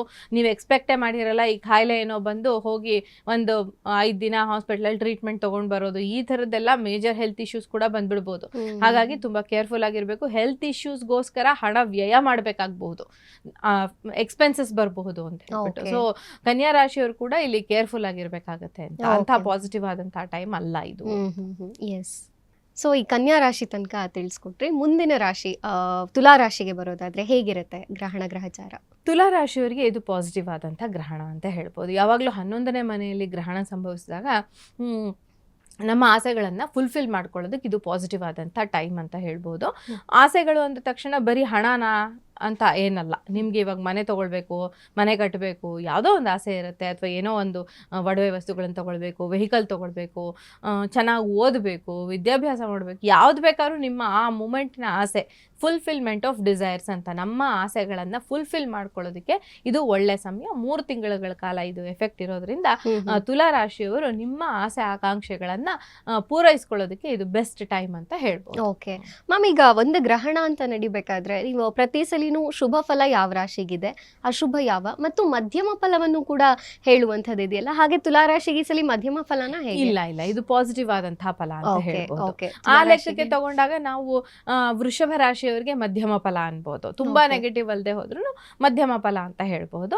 ನಾನು ಸ್ವಲ್ಪ ಪಾಸಿಟಿವ್ ನೆಗೆಟಿವ್ ಇಷ್ಟನ್ನೇ ಕವರ್ ಮಾಡ್ತಾ ಇದ್ದೀನಿ, ಯಾಕೆಂದ್ರೆ ಕೇರ್ಫುಲ್ ಆಗಿರ್ಲಿ ಜನ ಅಂತ ಹೇಳಿ ನಾನು ಈ ತರದ ಒಂದು ಇದನ್ನ ಮಾಡ್ತಿದ್ದೆ. ಓಕೆ, ಮತ್ತೇನು ಈ ಚಂದ್ರ ಅಂತ ಬಂದಾಗ ನೀವು ಹೇಳಿದ ಹಾಗೆ ಅದು ಮನಸ್ಕಾರಕ ಅಂತ ತಿಳಿಸ್ಕೊಟ್ರಿ. ಸೊ ಚಂದ್ರಗ್ರಹಣ ಆಗ್ತಿರೋದ್ರಿಂದ ಈ ಒಂದು ಅಶುಭ ರಾಶಿ, ಅಂದ್ರೆ ಯಾವ್ಯಾವ ರಾಶಿಗಳಿಗೆ ಅಶುಭ ಫಲ ಇದೆಯೋ ಅವರ ಮನಸ್ಸಿನ ಮೇಲೆ ಒಂದು ಪರಿಣಾಮದ ಜೊತೆಗೆ ಈಗ ಓವರ್ ಆಲ್ ಆಗಿ ಚಂದ್ರಗ್ರಹಣ, ಅದಕ್ಕೆ ರಾಹುಗ್ರಸ್ತ ಚಂದ್ರಗ್ರಹಣ ಅಂತಂದಾಗ ಈಗ ಪ್ರಕೃತಿಯ ಬಗ್ಗೆ ನಾವು ಮಾತಾಡಿದ್ವಿ, ಎಲ್ಲಾ ಮನುಷ್ಯರ ಮನಸ್ಸಿನಲ್ಲೂ ಕೂಡ ಬೇರೆ ವ್ಯತಿರಿಕ್ತವಾದಂತಹ ಭಾವನೆಗಳು ಬರೋದು ಅಥವಾ ಆ ಪರಿಣಾಮಗಳೇನಾದ್ರು ಉಂಟಾಗುತ್ತಾ ಅಂತ? ಖಂಡಿತ, ಇದು ಕೇತುಗ್ರಸ್ತ ಚಂದ್ರಗ್ರಹಣ. ಇದು ಕೇತುಗ್ರಸ್ತ ಚಂದ್ರಗ್ರಹಣ. ಸೊ ಇಲ್ಲಿ ಖಂಡಿತವಾಗಿಯೂ ಎಲ್ಲರ ಮನಸ್ಸಿನ ಮೇಲೆ ಪರಿಣಾಮಗಳಾಗುತ್ತೆ. ಮನೋರೋಗ ಉಂಟಾಗಬಹುದು. ಆಲ್ರೆಡಿ ನೀವೇನಾದ್ರೂ ಡಿಪ್ರೆಷನ್ ಪೇಷಂಟೋ ಅಥವಾ ನೀವೇನಾದ್ರೂ ಡಿಸ್ಟರ್ಬೆನ್ಸ್ ಇದ್ರೆ ನಿಮ್ಮ ಲೈಫಲ್ಲಿ ಮಾನಸಿಕವಾಗಿ ನೀವು ಡಿಸ್ಟರ್ಬ್ ಆಗಿದ್ರೆ ಖಂಡಿತ ಈ ಸಮಯದಲ್ಲಿ ಅದರಿಂದ ನಿಮ್ಗೊಂಥರ ತುಂಬಾ ಕಿರಿಕಿರಿಗಳಾಗೋದಕ್ಕೆ ಅವಕಾಶ ಇರುತ್ತೆ ಅಂತ ಹೇಳ್ಬೋದು. ಸೊ ಇದು ಸ್ವಲ್ಪ ಎಲ್ಲರ ಮನಸ್ಸಿನ ಮೇಲೆ ಬರೀ ಈ ನೆಗೆಟಿವ್ ಎಫೆಕ್ಟ್ನ ತಗೊಳ್ಳುವಂತಹ ರಾಶಿಗಳ ಮೇಲೆ ಮಾತ್ರ ಅಲ್ಲದೆ ಬೇರೆಯವ್ರ ಮೇಲೂ ಸಾಧಾರಣವಾಗಿ ಎಲ್ಲರ ಮನಸ್ಸು ಕಲುಷಿತ ಆಗೋದು, ಮನಸ್ಸಿಗೆ ಸಂಬಂಧಿಸಿದಂಗೆ ಘಾಸಿ ಆಗೋದು, ನೋವಾಗೋದಕ್ಕೆ ಅವಕಾಶ ಇರುತ್ತೆ ಅಂತ ಅನ್ವಾಂಟೆಡ್ ಆಗಿ ಥಿಂಕ್ ಮಾಡೋದು, ಅನ್ವಾಂಟೆಡ್ ಆಗಿ ಯಾವುದನ್ನೋ ಒಂದು ಇಮ್ಯಾಜಿನೇಷನ್ ಅಲ್ಲಿ ಬದುಕೋದು, ಇದೆಲ್ಲ ತುಂಬಾ ಜಾಸ್ತಿ. ನಿಮಗೆ ಇನ್ಸೋಮ್ನಿಯಾ ಇದ್ರೆ, ಮಲಗಕ್ಕೆ ನಿದ್ದೆಗೆ ಸಮಸ್ಯೆ ಇದ್ರೆ ಇದು ಜಾಸ್ತಿ ಆಗೋದಕ್ಕೆ ಅವಕಾಶ ಇರುತ್ತೆ ಈ ಸಮಯದಲ್ಲಿ ಅಂತ ಹೇಳಿ. ಓಕೆ, ಅದಕ್ಕಾಗೆ ಹಿಂದಿನವರು ಗ್ರಹಣ ಅಂದ ತಕ್ಷಣ ಅದು ಇಡೀ ಎಲ್ಲ ಮಾನವ ಕುಲದ ಮೇಲೂ ಅದ್ರ ಪರಿಣಾಮ ಇರುತ್ತೆ, ಜೀವಿಗಳಿಗೋಸ್ಕರ ಅಂತಾನೆ ಹಾಗೆ ಹೇಳಿದ್ರ ಅಂತ. ಹಿಂದೆ ಮಂಜರಿ ಏನ್ ಗೊತ್ತಾ, ಹಿಂದೆ ಇಲ್ಲಿ ನಾವು ಹೆಚ್ಚಾಗಿ ನಾರ್ಮಲ್ ಮ್ಯಾನ್ಗೆ ಇದನ್ನ ಹೇಳ್ತಾ ಇರ್ಲಿಲ್ಲ, ಹೇಳ್ತಾ ಇದ್ದಿದ್ದೆ ಆಳುವವರ ಮೇಲೆ. ಇದು ಇತ್ತೀಚಿನ ಈಗೊಂದು 100 years 200 years ಇಂದ ಇದರದ್ದು ಪ್ರಭಾವ ಹೆಚ್ಚಾಗಿ ಹೇಳ್ತಾ ಇದ್ದಾರೆ ರಾಶಿಗಳ ಮೇಲೆ. ಸಾಧಾರಣವಾಗಿ ಹಿಂದಿನ ಕಾಲದಲ್ಲಿ ಇದನ್ನ ನೋಡ್ತಾ ಇದ್ದಿದ್ದು ರಾಜರುಗಳಿಗೆ ಮಾತ್ರ. Okay okay. ಸೊ ಮೇಡಮ್, ಇನ್ನು ಚಂದ್ರ ಮನಸ್ಕಾರಕ ಅಂತ ಹೇಳಿದಾಗ ಚಂದ್ರ ಮನಸ್ಕಾರಕ ಅಂದ್ರ ಜೊತೆಗೆ ಒಂದು ಶಬ್ದ ಬರುತ್ತೆ ಚಂಚಲ ಅಂತ. ಸೊ ಚಂದ್ರ ಬರೀ ಮನಸ್ಸನ್ನ ಅಂತ ತಗೊಂಡ್ರೆ ಮನಸ್ಸಿಂದ ಒಳ್ಳೆ ಭಾವನೆಗಳು ಇರುತ್ತಲ್ವಾ? ಬರೀ ಚಂದ್ರ ಅಥವಾ ನೆಗೆಟಿವ್ ಅಥವಾ ಚಂಚಲ ಅಂತಾನೆ ಯಾಕೆ ಚಂದ್ರನ ಪ್ರಿಡಿಕ್ಷನ್ ಹೆಚ್ಚಾಗಿ ಕೇಳಿಸ್ಕೋತೀವಿ ನಾವು? ಈಗ ಚಂದ್ರ ಅಫ್ಲಿಕ್ಟ್ ಆಗ್ತಾನೆ. ಓಕೆ, ಈಗ ನಮ್ಗೆ ಚಂದ್ರ ಈ ಸಮಯದಲ್ಲಿ ನೆಗೆಟಿವ್ ಎನರ್ಜಿ, ಕೇತುವಿನ ಒಂದು ನೆಗೆಟಿವ್ ಆದಂತಹ ಎನರ್ಜಿ ಅವನ ಛಾಯೆಯಲ್ಲಿ ಬರ್ತಾನೆ. ಹಾಗಾಗಿ ಇಲ್ಲಿ ಚಂದ್ರನ್ಗೆ ಹೆಚ್ಚು ನೆಗೆಟಿವ್ ಎಫೆಕ್ಟ್ ನ ಮಾಡ್ತಿದ್ದೀರಾ. ಚಂದ್ರ ಪಾಸಿಟಿವ್ ಆಗಿದ್ದಾಗ ಪಾಸಿಟಿವ್ ರಿಸಲ್ಟ್ಸ್ ಕೊಡ್ತಾನೆ. ಅಂದ್ರೆ ಓವರ್ ಆಲ್ ಕೇಳ್ತಿದ್ದೀನಿ ಮ್ಯಾಮ್, ಈಗ ಈ ಗ್ರಹಣದ್ದು ಅಂತಲ್ಲ, ಯಾವುದೇ ಟೈಮ್ ನಲ್ಲೂ ಕೂಡ ಚಂದ್ರ ಈ ಮನೇಲಿ ಇದ್ದಾನೆ ಅಂದ್ರೆ ಅವ್ರ ಮನ್ಸಿನಲ್ಲಿ ಏನೋ ಬೇರೆ ಭಾವನೆಗಳು ಬರುತ್ತೆ, ಮನ್ಸು ಚಂಚಲವಾಗಿದೆ ಅನ್ನೋಂಥ ಪ್ರಿಡಿಕ್ಷನ್ಸೇ ಜಾಸ್ತಿ ಕೇಳ್ತೀವಲ್ಲ, ಪಾಸಿಟಿವ್ ಆಗೂ ಇರುತ್ತಾ ಹಾಗಾದ್ರೆ? ಖಂಡಿತ ಇರುತ್ತೆ. ನಿಮ್ಗೆ ಮನೋಬಲ ಜಾಸ್ತಿ ಆಗುತ್ತೆ ಕೆಲವು ಸರಿ. ನೀವು ಕಾನ್ಸಂಟ್ರೇಷನ್ ಮಾಡ್ಬೇಕು ಅಂದ್ರೆ ಬೇಕಾಗಿರೋದೇ ಚಂದ್ರ. ಆದ್ರೆ ಚಂದ್ರ ಬರೀ ಚಂಚಲ ಅಂತ ಮಾತ್ರ ಇಲ್ಲ. ಚಂಚಲ ಯಾಕೆ ಅಂದ್ರೆ ಮನಸ್ಸೇ ಚಂಚಲ. ಈ 1 ಸೆಕೆಂಡ್ ಅಲ್ಲಿ ಎಷ್ಟು ಎಲ್ಲ ಯೋಚನೆಗಳು ಬಂದು ಹೋಗುತ್ತೆ ನಮ್ಮ ಮನಸ್ಸಲ್ಲಿ ಅಲ್ವಾ, ಅಷ್ಟು ಚಂಚಲ. ಯಾಕೆ ಅಂದ್ರೆ ಅದು ಪ್ಲಾನೆಟ್ ಫಾಸ್ಟ್ ಮೂವಿಂಗ್ ಪ್ಲಾನೆಟ್. 2.5 ದಿನಕ್ಕೊಂದ್ಸರಿ ತನ್ನ ಸ್ಥಾನ ಬದಲಾವಣೆ ಮಾಡ್ತಾನೆ ಚಂದ್ರ. ಹಾಗಾಗಿ ಚಂಚಲ, ಮನಸ್ಸೇನೆ ಚಂಚಲ ಅಂತ. ಹಾಗಾಗಿ ಚಂಚಲ ಚಂದ್ರ ಅಂತ ಹೇಳ್ಬಹುದು. ಅಷ್ಟು ಬಿಟ್ರೆ ಚಂದ್ರನಿಂದ ನಾವು ಖಂಡಿತ ಪಾಸಿಟಿವ್ ಆದಂತ ರಿಸಲ್ಟ್ಸ್ ನ ತಗೊಳ್ಬಹುದು. ಯಾಕೆಂದ್ರೆ ನಾವು ನೋಡ್ತೀವಿ ಚಂದ್ರ ಸೂರ್ಯರು ಆತ್ಮ ಮತ್ತೆ ಮನಸ್ಸಿಗೆ ಕಾರಕರು ಅಂತ. ನಮ್ಮ ತಾಯಿ ಮತ್ತೆ ತಂದೆ. ಸೊ ತಾಯಿ ತಂದೆಯರ ಒಂದು ಸಪೋರ್ಟ್ ಇದ್ರೆ ಲೈಫ್ ಅಲ್ಲಿ ಯಾವ ಲೆವೆಲ್ಗೆ ಬೆಳಿಬಹುದು. ತುಂಬಾ ಒಳ್ಳೆ ಪೇರೆಂಟ್ಸ್ ಇದ್ದು ಅವರು ಎಲ್ಲಾ ತರಹದ ಸಪೋರ್ಟ್ ಮಾಡಿದಾಗ ಮಕ್ಕಳು ಬೆಳೆದಿರೋದನ್ನ ನಾವು ನೋಡ್ತೀವಿ ಅಲ್ವಾ. ಹಾಗೆ ಚಂದ್ರ ಸೂರ್ಯ ಇಬ್ಬರು ಸಪೋರ್ಟ್ ಇದ್ರೆ ಮನುಷ್ಯ ಒಂದು ಒಳ್ಳೆ ತರದಲ್ಲಿ ಅಚೀವ್ ಮಾಡೋದಕ್ಕೆ ಅವಕಾಶ ಇರುತ್ತೆ. Yes ma'am. ಮೇಡಮ್, ಇನ್ನು ವೃಶ್ಚಿಕ ರಾಶಿಗೆ ಬಂದ್ರೆ ಹೇಗಿರುತ್ತೆ ಗ್ರಹಣ ಗ್ರಹಚಾರ? ವೃಶ್ಚಿಕ ರಾಶಿ ಇದು ನೀವು ಮಧ್ಯಮ ಫಲ ಅಂದ್ರಲ್ಲ, ಈ ತರದ ಒಂದು ಕೆಟಗರಿಗೆ ಬರುವಂತಹ ರಾಶಿ. ಆದ್ರೆ ಇಲ್ಲಿ ಉದ್ಯೋಗಾಕಾಂಕ್ಷಿಗಳಿಗೆ ಉದ್ಯೋಗ ಸ್ವಲ್ಪ ಕಷ್ಟ ಆಗಬಹುದು ಅಂತ. ಅದರಲ್ಲೂ ಗೌರ್ಮೆಂಟ್ ಉದ್ಯೋಗ ನೀವೇನಾದ್ರೂ ಪ್ರಯತ್ನ ಪಡ್ತಾ ಇದ್ರೆ ತುಂಬಾ ಎಫರ್ಟ್ ಹಾಕಿ ಓದ್ಬೇಕಾಗುತ್ತೆ. It is not so easy. ತುಂಬಾ ಎಫರ್ಟ್ ಹಾಕಿ ತುಂಬಾ ಕಷ್ಟಪಟ್ಟು ನೀವು ಉದ್ಯೋಗವನ್ನ ಪಡ್ಕೊಳ್ಬೇಕಾಗುತ್ತೆ. ಮೊದಲೇ ಕೇತು ಅಲ್ಲಿದ್ದಾನೆ, ಡಿಸ್ಟರ್ಬೆನ್ಸ್ ಕೊಡ್ತಾ ಇದ್ದಾನೆ, ಕಾನ್ಸಂಟ್ರೇಷನ್ ಇಲ್ಲ, ಈ ತರದ್ದೆಲ್ಲ ಕೊಡ್ತಾ ಇದ್ದಾನೆ. ಅಂಥದ್ರಲ್ಲಿ ಈಗ ಚಂದ್ರ ಗ್ರಹಣ ಬೇರೆ ಆಗ್ತಾ ಇದೆ. ಸೊ ಹಾಗಾಗಿ ಉದ್ಯೋಗಾಕಾಂಕ್ಷಿಗಳಿಗೆ ಇಲ್ಲಿ ಸ್ವಲ್ಪ ಹೆಚ್ಚು ನೆಗೆಟಿವ್ ಆದಂತಹ ವಿಚಾರಗಳನ್ನು ನಾವು ನೋಡ್ಬೋದು. ಹಾಗೇನೆ ನೀವು ಆಲ್ರೆಡಿ ಉದ್ಯೋಗದಲ್ಲಿದ್ದರೆ ನಿಮ್ಮ ಹೈಯರ್ ಆಫೀಸರ್ಸು ನಿಮ್ಮ ಮೇಲೆ ದಬ್ಬಾಳಿಕೆ ಮಾಡೋದಕ್ಕೆ ಅವಕಾಶ ಇರುತ್ತೆ. ನಿಮ್ಮ ಹೈಯರ್ ಆಫೀಸರ್ಸ್ ಜೊತೆಗೆ ಅನ್ವಾಂಟೆಡ್ ಆದಂತಹ ಮಾತುಕತೆಗಳು, ಕಿರಿಕಿರಿಗಳು ಆಗೋದಕ್ಕೆ ಅವಕಾಶ ಇರುತ್ತೆ. ಸೊ ಸ್ವಲ್ಪ ನೆಗೆಟಿವ್ ಆದಂತಹ ಫಲಗಳನ್ನೇ ಹೆಚ್ಚಾಗಿ ವೃಶ್ಚಿಕ ರಾಶಿಯವರಿಗೆ ನಾವು ನೋಡಬಹುದು ಅಂತ. ಸೊ ಹುಷಾರಾಗಿರ್ಬೇಕು ಒಟ್ಟಿನಲ್ಲಿ ವೃಶ್ಚಿಕ ರಾಶಿ. ಉದ್ಯೋಗದ ವಿಚಾರದಲ್ಲಿ, ಸ್ಥಾನಮಾನದ ವಿಚಾರದಲ್ಲಿ, ಬಿಸ್ನೆಸ್ ಏನಾದ್ರು ಮಾಡ್ತೀನಿ ಅಂತ ಸ್ಟಾರ್ಟ್ ಮಾಡ್ಬೇಕು ಅಂತಿದ್ರೆ ನೋಡಿ, ಯೋಚನೆ ಮಾಡಿ. ಈ 3 months ನಿಮ್ಮ ಲರ್ನಿಂಗ್ ಪೀರಿಯಡ್ ಅಂತ ಇಟ್ಕೊಳ್ಳಿ. ಸೊ ಈ ಟೈಮಲ್ಲಿ ನೀವು ಯಾವ ಬಿಸ್ನೆಸ್ ಮಾಡಬೇಕು ಅಂತ ಇದ್ದೀರಾ ಅದ್ರ ಬಗ್ಗೆ ಸ್ವಲ್ಪ ಸರಿಯಾಗಿ ಒಂದು ರಿಸರ್ಚ್ ನ ಮಾಡ್ಕೊಳ್ಳಿ. ಆ ನಂತರ ಆ ಬಿಸ್ನೆಸ್ ನ ಸ್ಟಾರ್ಟ್ ಮಾಡಿ, ಅಥವಾ ನಿಮ್ಮ ಜಾತಕ ತೋರಿಸ್ಕೊಂಡು ಸರಿಯಾದ ರೀತಿಯಲ್ಲಿ ಗೈಡೆನ್ಸ್ ನ ತಗೊಂಡು ಮುಂದೆ ಮಾತಾಡೋದು ತುಂಬಾ ಒಳ್ಳೇದು ಈ ವಿಚಾರಕ್ಕೆ ಬಂದಾಗ ಅಂತ. Okay ma'am. ಓಕೆ, ಇನ್ನು ಧನುರಾಶಿಗೆ ಬಂದ್ರೆ ಹೇಗಿದೆ ಗ್ರಹಣದ ಎಫೆಕ್ಟ್? ಧನುರಾಶಿಯವರಿಗೆ ಈ ಟೈಮಲ್ಲಿ ನೀವು ಬೈ ಚಾನ್ಸ್, ಬೈ ಲಕ್ ನಮಗೆ ಕೈ ಹಿಡಿಯುತ್ತೆ ಅಂತ ಅನ್ಕೋತೀವಿ ನಾವು. ತುಂಬಾ ಸರಿ ಲಕ್ ನನ್ ಕೈ ಹಿಡಿಯುತ್ತೆ, ಎವ್ರಿ ಟೈಮ್ ನನಗೆ ಲಕ್ ಕೈ ಹಿಡಿದು, ಇದು ಈ ಟೈಮಲ್ಲಿ ಅದಾಗಲ್ಲ. ನೀವು ತುಂಬಾ ಎಫರ್ಟ್ ಹಾಕಿ ಮಾಡಬೇಕು ಕೆಲಸಗಳನ್ನ ಮಾಡುವಾಗ, ಅವಾಗ ಮಾತ್ರ ನಿಮಗೆ ಸಕ್ಸಸ್ ಸಿಗೋದಕ್ಕೆ ಅವಕಾಶ ಇರುತ್ತೆ ಅಂತ. ಇನ್ನು ತಂದೆಯ ಆರೋಗ್ಯದ ವಿಚಾರದಲ್ಲಿ ಏರುಪೇರುಗಳಾಗೋದಕ್ಕೆ ಅವಕಾಶ ಇರುತ್ತೆ. ಹಾಗೇನೆ ಯಾವುದೋ ಶುಭ ಕಾರ್ಯಗಳನ್ನು ಮಾಡಬೇಕು ಅಂದ್ಕೊಂಡಿದ್ದೀರಾ, ದೇವತಾ ಕಾರ್ಯಗಳನ್ನು ಮಾಡಬೇಕು ಅಂದ್ಕೊಂಡಿದ್ದೀರಾ ಅಂದರೆ ಅದಕ್ಕೆ ಅಡೆತಡೆಗಳು ಕೂಡ ಬರೋದಕ್ಕೆ ಅವಕಾಶ ಇರುತ್ತೆ. ಸೊ ಹೆಚ್ಚು ನೀವು ಒಂದು ಸಂಕಲ್ಪ ಶಕ್ತಿ ಅನ್ನೋದು ಹೆಚ್ಚಾಗಿರ್ಬೇಕು ಈ ಸಮಯದಲ್ಲಿ. ಸೊ ಸಂಕಲ್ಪ ಮಾಡಿ ಈ ಕಾರ್ಯಕ್ರಮವನ್ನು ನಾನು ಮಾಡೇ ಮಾಡ್ತೀನಿ, ಈ ಥರದ ಒಂದು ಪೂಜೆ ಹೋಮ ಇದನ್ನು ಇಟ್ಕೊಂಡಿದ್ದೀನಿ, ಇದನ್ನು ಮಾಡೇ ಮಾಡ್ತೀನಿ ಅಂದಾಗ ಅದು ಆಗೋದಕ್ಕೆ ಅವಕಾಶ ಇರುತ್ತೆ. ಅದರಿಂದ ಸಿಗುವಂಥ ಶುಭ ಫಲಗಳನ್ನು ನೀವು ಪಡ್ಕೊಳ್ಬಹುದು ಅಂತ. ಓಕೆ, ಇನ್ನು ಮುಂದಿನ ರಾಶಿ ಮಕರ ರಾಶಿಗೆ ಬರೋದಾದ್ರೆ ಹೇಗಿದೆ ಮಕರ ರಾಶಿಯವರ ಭವಿಷ್ಯ? ಮಕರ ರಾಶಿಯವರಿಗೆ ಬಂದು 8ನೇ ಮನೆಯಲ್ಲಿ ಡ್ರೈವ್ ಮಾಡ್ಬೇಕಾದ್ರೆ ತುಂಬ ಕೇರ್ಫುಲ್ ಆಗಿರಿ. ಅನ್ವಾಂಟೆಡ್ ಆಗಿ ರಾತ್ರಿ ಹೊತ್ತು ಡ್ರೈವ್ ಮಾಡೋದು, ಎಲ್ಲೋ ಒಂದು ಝೂಮಲ್ಲಿ ಬೈಕಿಂಗ್ ಹೋಗೋದು, ಎಲ್ಲೆಲ್ಲೋ ದೂರ ಎಲ್ಲ ಈ ಥರದ್ದೆಲ್ಲ ಅವಾಯ್ಡ್ ಮಾಡಿದ್ರೆ ಬೆಟರು. ಯಾಕೆಂದರೆ ಸ್ವಲ್ಪ ಕೇರ್ಫುಲ್ ಆಗಿರಬೇಕು. 8ನೇ ಮನೆ ಆಕ್ಸಿಡೆಂಟ್ಗಳನ್ನು ತಂದುಕೊಡುವಂಥ ಸ್ಥಾನ. ಪಿತ್ರಾರ್ಜಿತವಾದಂತಹ ಆಸ್ತಿಯನ್ನು ಪಡ್ಕೊಳ್ಳೋ ವಿಚಾರದಲ್ಲಿ ಸ್ವಲ್ಪ ತಗಾದೆಗಳಾಗ್ಬೋದು, ಕಿರಿಕಿರಿಗಳಾಗೋದಕ್ಕೆ ಅವಕಾಶ ಇರುತ್ತೆ. ಮಕರ ರಾಶಿಯವರಿಗೂ ಕೂಡ ಇದು ಸ್ವಲ್ಪ ಒಂದು ಟ್ರಿಕ್ಕಿಯಾಗಿ ಡೀಲ್ ಮಾಡಬೇಕಾಗಿರುವಂಥದ್ದು, ಕೇರ್ಫುಲ್ ಆಗಿರಬೇಕಾಗಿರುವಂಥದ್ದು. ಅದರಲ್ಲೂ ವೆಹಿಕಲ್ ಡ್ರೈವ್ ಮಾಡ್ತೀರಾ, ನೀವು ಏನಾದರೂ ಡ್ರೈವಿಂಗ್ ಫೀಲ್ಡಲ್ಲಿ ಇದ್ದೀರಾ ಅಂದರೆ ನೋಡ್ಕೊಳ್ಳಿ, ನೈಟ್ ಡ್ರೈವ್ನ ಎಷ್ಟಾದರೂ ಸಾಧ್ಯ ಆದಷ್ಟು ಅದನ್ನು ಅವಾಯ್ಡ್ ಮಾಡೋದು ಉತ್ತಮ. ಓಕೆ ಓಕೆ, ಇನ್ನು ಮುಂದಿನ ರಾಶಿಗೆ ಬರೋದಾದರೆ ಕುಂಭರಾಶಿಯವರಿಗೆ ಹೇಗಿರುತ್ತೆ? ಕುಂಭರಾಶಿಯವರಿಗೆ 7ಮ ಸ್ಥಾನದಲ್ಲಿ ಆಗ್ತಾ ಇರುವಂಥದ್ದು. ಸೊ ವಿವಾಹಾಕಾಂಕ್ಷಿಗಳಿಗೆ ಡಿಲೇ ಆಗುವಂಥದ್ದು ಅಂತ, ಮದುವೆಗೆ ಸ್ವಲ್ಪ ಡಿಲೇ ಆಗುತ್ತೆ ಅಥವಾ ರಾಂಗ್ ಚಾಯ್ಸ್ಗಳನ್ನು ಮಾಡಬಹುದು. ಮದುವೆ ಜೀವನದಲ್ಲಿ ಸಂಗಾತಿಯ ಜೊತೆಗೆ ಕ್ಲಾಶಸ್ ಆಗೋದಕ್ಕೆ ಅವಕಾಶ ಇರುತ್ತೆ. ಸೊ ಇದನ್ನೆಲ್ಲ ನೀವು ಸ್ವಲ್ಪ ಫ್ಯಾಮಿಲಿ ವಿಚಾರದಲ್ಲಿ ಕೇರ್ಫುಲ್ ಆಗಿರಬೇಕು, ಮ್ಯಾರೇಜ್ ವಿಚಾರದಲ್ಲಿ ಕೇರ್ಫುಲ್ ಆಗಿರಬೇಕು ಅಂತ ಹೇಳ್ಬೋದು. ಓಕೆ, ಸಾಧಾರಣವಾದ ಫಲ ಇದೆ ಸಾಧಾರಣವಾದ ಫಲ. ಎಕ್ಸ್ಟ್ರಾರ್ಡಿನರಿ ಆಗಿ ಈ ಟೈಮಲ್ಲಿ ಏನೋ ಒಂದು ಚಾನ್ಸ್ ನಿಮಗೆ ಮದುವೆ ಸೆಟ್ ಆಗೋಗ್ಬಿಡುತ್ತೆ, ಆ ಥರದ್ದಿಲ್ಲ, ಸ್ವಲ್ಪ ಡಿಲೇ ಆಗೋದಕ್ಕೆ ಅವಕಾಶ ಇರುತ್ತೆ. ಓಕೆ ಓಕೆ, ಇನ್ನು ಕಡೆಯ ರಾಶಿ ಮೀನರಾಶಿಗೆ ಬರೋದಾದ್ರೆ ಹೇಗಿರುತ್ತೆ? ಮೀನರಾಶಿಯವರಿಗೆ ಇದು ಪಾಸಿಟಿವ್ ಆದಂತಹ ಸಮಯ ಅಂತ. 6ನೇ ಮನೆ, ನಿಮ್ಮ ಲೋನ್ಸ್ ಏನಾದರೂ ಇದ್ದರೆ, ಸಾಲ ಸೋಲುಗಳನ್ನು ಮಾಡ್ಕೊಂಡಿದ್ದೀರಾ, ಒದ್ದಾಡ್ತಾ ಇದ್ದೀರಾ, ಸಾಲ ತೀರ್ಸೋಕ್ಕಾಗ್ತಾ ಇಲ್ಲ, ಈ ಸಮಯದಲ್ಲಿ ಪ್ರಯತ್ನ ಪಡಿ, ನಿಮ್ಮ ಸಾಲ ತೀರ್ಸೋಕೆ ಯಾವುದೋ ಒಂದು ದಾರಿ ಸಿಗೋದಕ್ಕೆ ಅವಕಾಶ ಇರುತ್ತೆ ಮೀನರಾಶಿಯವರಿಗೆ.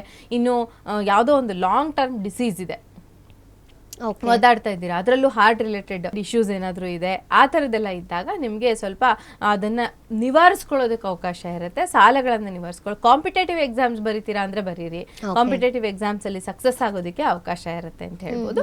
ಪಾಸಿಟಿವ್ ಆದಂತಹ, ಟೋಟಲ್ ಪಾಸಿಟಿವ್ ಆದಂತಹ ಒಂದು ಫಲಗಳನ್ನು ಪಡೆಯುವಂತಹ ರಾಶಿ ಮೀನರಾಶಿಯವರು. ಓಕೆ, ಸೊ 12 ರಾಶಿಗಳಿಗೆ ತಿಳಿಸ್ಕೊಟ್ರಿ ಗ್ರಹಚಾರ ಫಲಗಳೇನು ಅನ್ನುವಂಥದ್ದು. ಸೊ ಓವರ್ ಆಲ್ ಆಗಿ ಪರಿಹಾರ ಹೇಳ್ತೀನಿ ಅಂದ್ರಿ ಕಡೆಯಲ್ಲಿ ಮ್ಯಾಮ್. ಸೊ ಎಲ್ಲ ರಾಶಿಗಳಿಗೂ ಏನು ಪರಿಹಾರ ಮಾಡಬಹುದು, ಯಾವ ಮಂತ್ರವನ್ನ ಹೇಳಬೇಕಾಗತ್ತೆ? ಖಂಡಿತ, ನಾನು ಈಗ ಒಂದು ಮಂತ್ರವನ್ನು ಹೇಳ್ತೀನಿ. ಈಗ ನಮಗೆ ಆಗ್ತಾ ಇರುವಂಥದ್ದು, ಈ ಗ್ರಹಣ ನಡೀತಾ ಇರುವಂಥದ್ದು, ಗ್ರಹಣ ಸಂಭವಿಸ್ತಾ ಇರುವಂಥದ್ದು ಚಂದ್ರಗ್ರಹಣ ಆಗಿರೋದ್ರಿಂದ ಚಂದ್ರನನ್ನ ಫೋಕಸ್ ಮಾಡಬೇಕು. ಈ ಟೈಮಲ್ಲಿ ಚಂದ್ರನಿಗೆ ಸಂಬಂಧಿಸಿದ ಜಪತಪಗಳನ್ನ ಮಾಡ್ಕೊಳ್ಳೋದು. ಗೋಗ್ರಾಸವನ್ನು ಕೊಡಿ. ಯಾವುದಾದ್ರೂ ಗೋ ಪೋಷಣೆ ಮಾಡ್ತಾ ಇದ್ದಾರೆ ಅಂದ್ರೆ ಅದಕ್ಕೆ ಫುಡ್ಗೆ ಏನ್ ಬೇಕೋ, ಆಹಾರಕ್ಕೆ ಸಂಬಂಧಿಸಿದಂಗೆ ಏನಾದರೂ ಒಂದು ಇದನ್ನ ಕೊಡಿ. ಅಂದ್ರೆ ನಾವು ಇವಾಗ ಮಾಡಿಟ್ಬಿಡ್ತಾರೆ ಕೆಲವರು, ಅಡಿಗೆ ಮಾಡ್ಬಿಡೋದು ಬೆಳಗ್ಗೆ, ನಾವು ತಿನ್ಬಾರ್ದು ಊಟನ ಗ್ರಹಣ ಟೈಮಲ್ಲಿ ತಗೊಂಡೋಗಿ ಗೋ ಕೊಟ್ಬಿಡೋಣ ಅಂತ.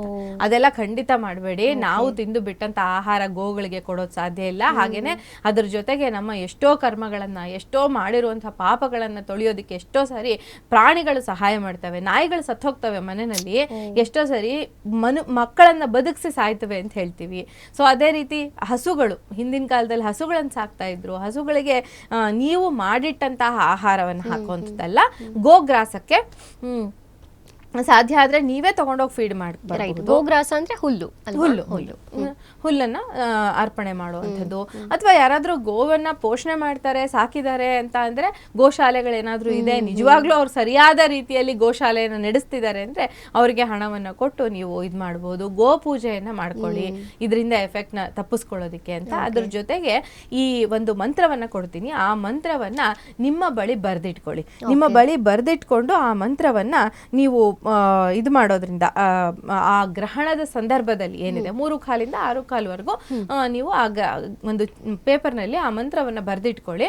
ಇಟ್ಕೊಂಡು ಅದನ್ನ ಗ್ರಹಣ ಬಿಟ್ಟ ನಂತರ ಸ್ನಾನವನ್ನ ಮಾಡಿಕೊಂಡು, ಅಕ್ಕಿ ತುಂಬಾ ಮುಖ್ಯ, ಯಾಕೆ ಅಂದ್ರೆ ಚಂದ್ರನ ಧಾನ್ಯ ಆಗಿರೋದ್ರಿಂದ ಚಂದ್ರನ ಧಾನ್ಯವಾದಂತಹ ಅಕ್ಕಿಯ ಜೊತೆಗೆ ದಕ್ಷಿಣೆ ಸಮೇತವಾಗಿ ಈ ಒಂದು ಏನು ಚೀಟಿಯನ್ನ ನೀವು ಬರೆದಿಟ್ಕೊಂಡಿರ್ತಿರಲ್ಲ ಪೇಪರು, ಅದನ್ನ ಇಟ್ಟುಬಿಟ್ಟು ದಾನ ಕೊಟ್ಟು ದೇವಸ್ಥಾನಗಳಲ್ಲಿ ನಮಸ್ಕಾರವನ್ನ ಮಾಡಿಕೊಂಡು ದೇವರಿಗೆ ಪುರೋಹಿತ ವರ್ಗದವರಿಗೆ ನಮಸ್ಕಾರವನ್ನ ಮಾಡ್ಕೊಂಡು ಬರ್ಬೋದು. ಅದರ ಜೊತೆಗೆ ನೀವು ಚಂದ್ರಬಿಂಬ ಅಂತ ಸಿಕ್ಕತ್ತೆ, ಅಂದ್ರೆ ನಿಮ್ಗೆ ಅಂಗಡಿಗಳಲ್ಲಿ ಸಿಕ್ಕತ್ತೆ, ಬೆಳ್ಳಿಯ ಚಂದ್ರನ ರೂಪದ ಒಂದು ಬಿಂಬ, ಅದನ್ನು ಕೂಡ ಇಟ್ಟು, ಬೆಳ್ಳಿಯದಾದ್ರೆ ಇನ್ನೂ ಶ್ರೇಷ್ಠ, ಬೆಳ್ಳಿದೆ ಸಿಕ್ಕಿದ್ರೆ ಅದನ್ನ ದಾನವಾಗಿ ಕೊಡುವಂಥದ್ದು ಈ ಸಂದರ್ಭದಲ್ಲಿ ತುಂಬಾ ಶುಭ ಫಲಗಳನ್ನ ಅಥವಾ ನೀಡ್ತಾ ಇರುವಂತಹ ನೆಗೆಟಿವ್ ಎಫೆಕ್ಟ್ಸ್ ನ ಕಡಿಮೆ ಮಾಡಿಸೋದಕ್ಕೆ ಅವಕಾಶ ಇರುತ್ತೆ, ಅದರಿಂದ ಸಹಾಯ ಆಗುತ್ತೆ.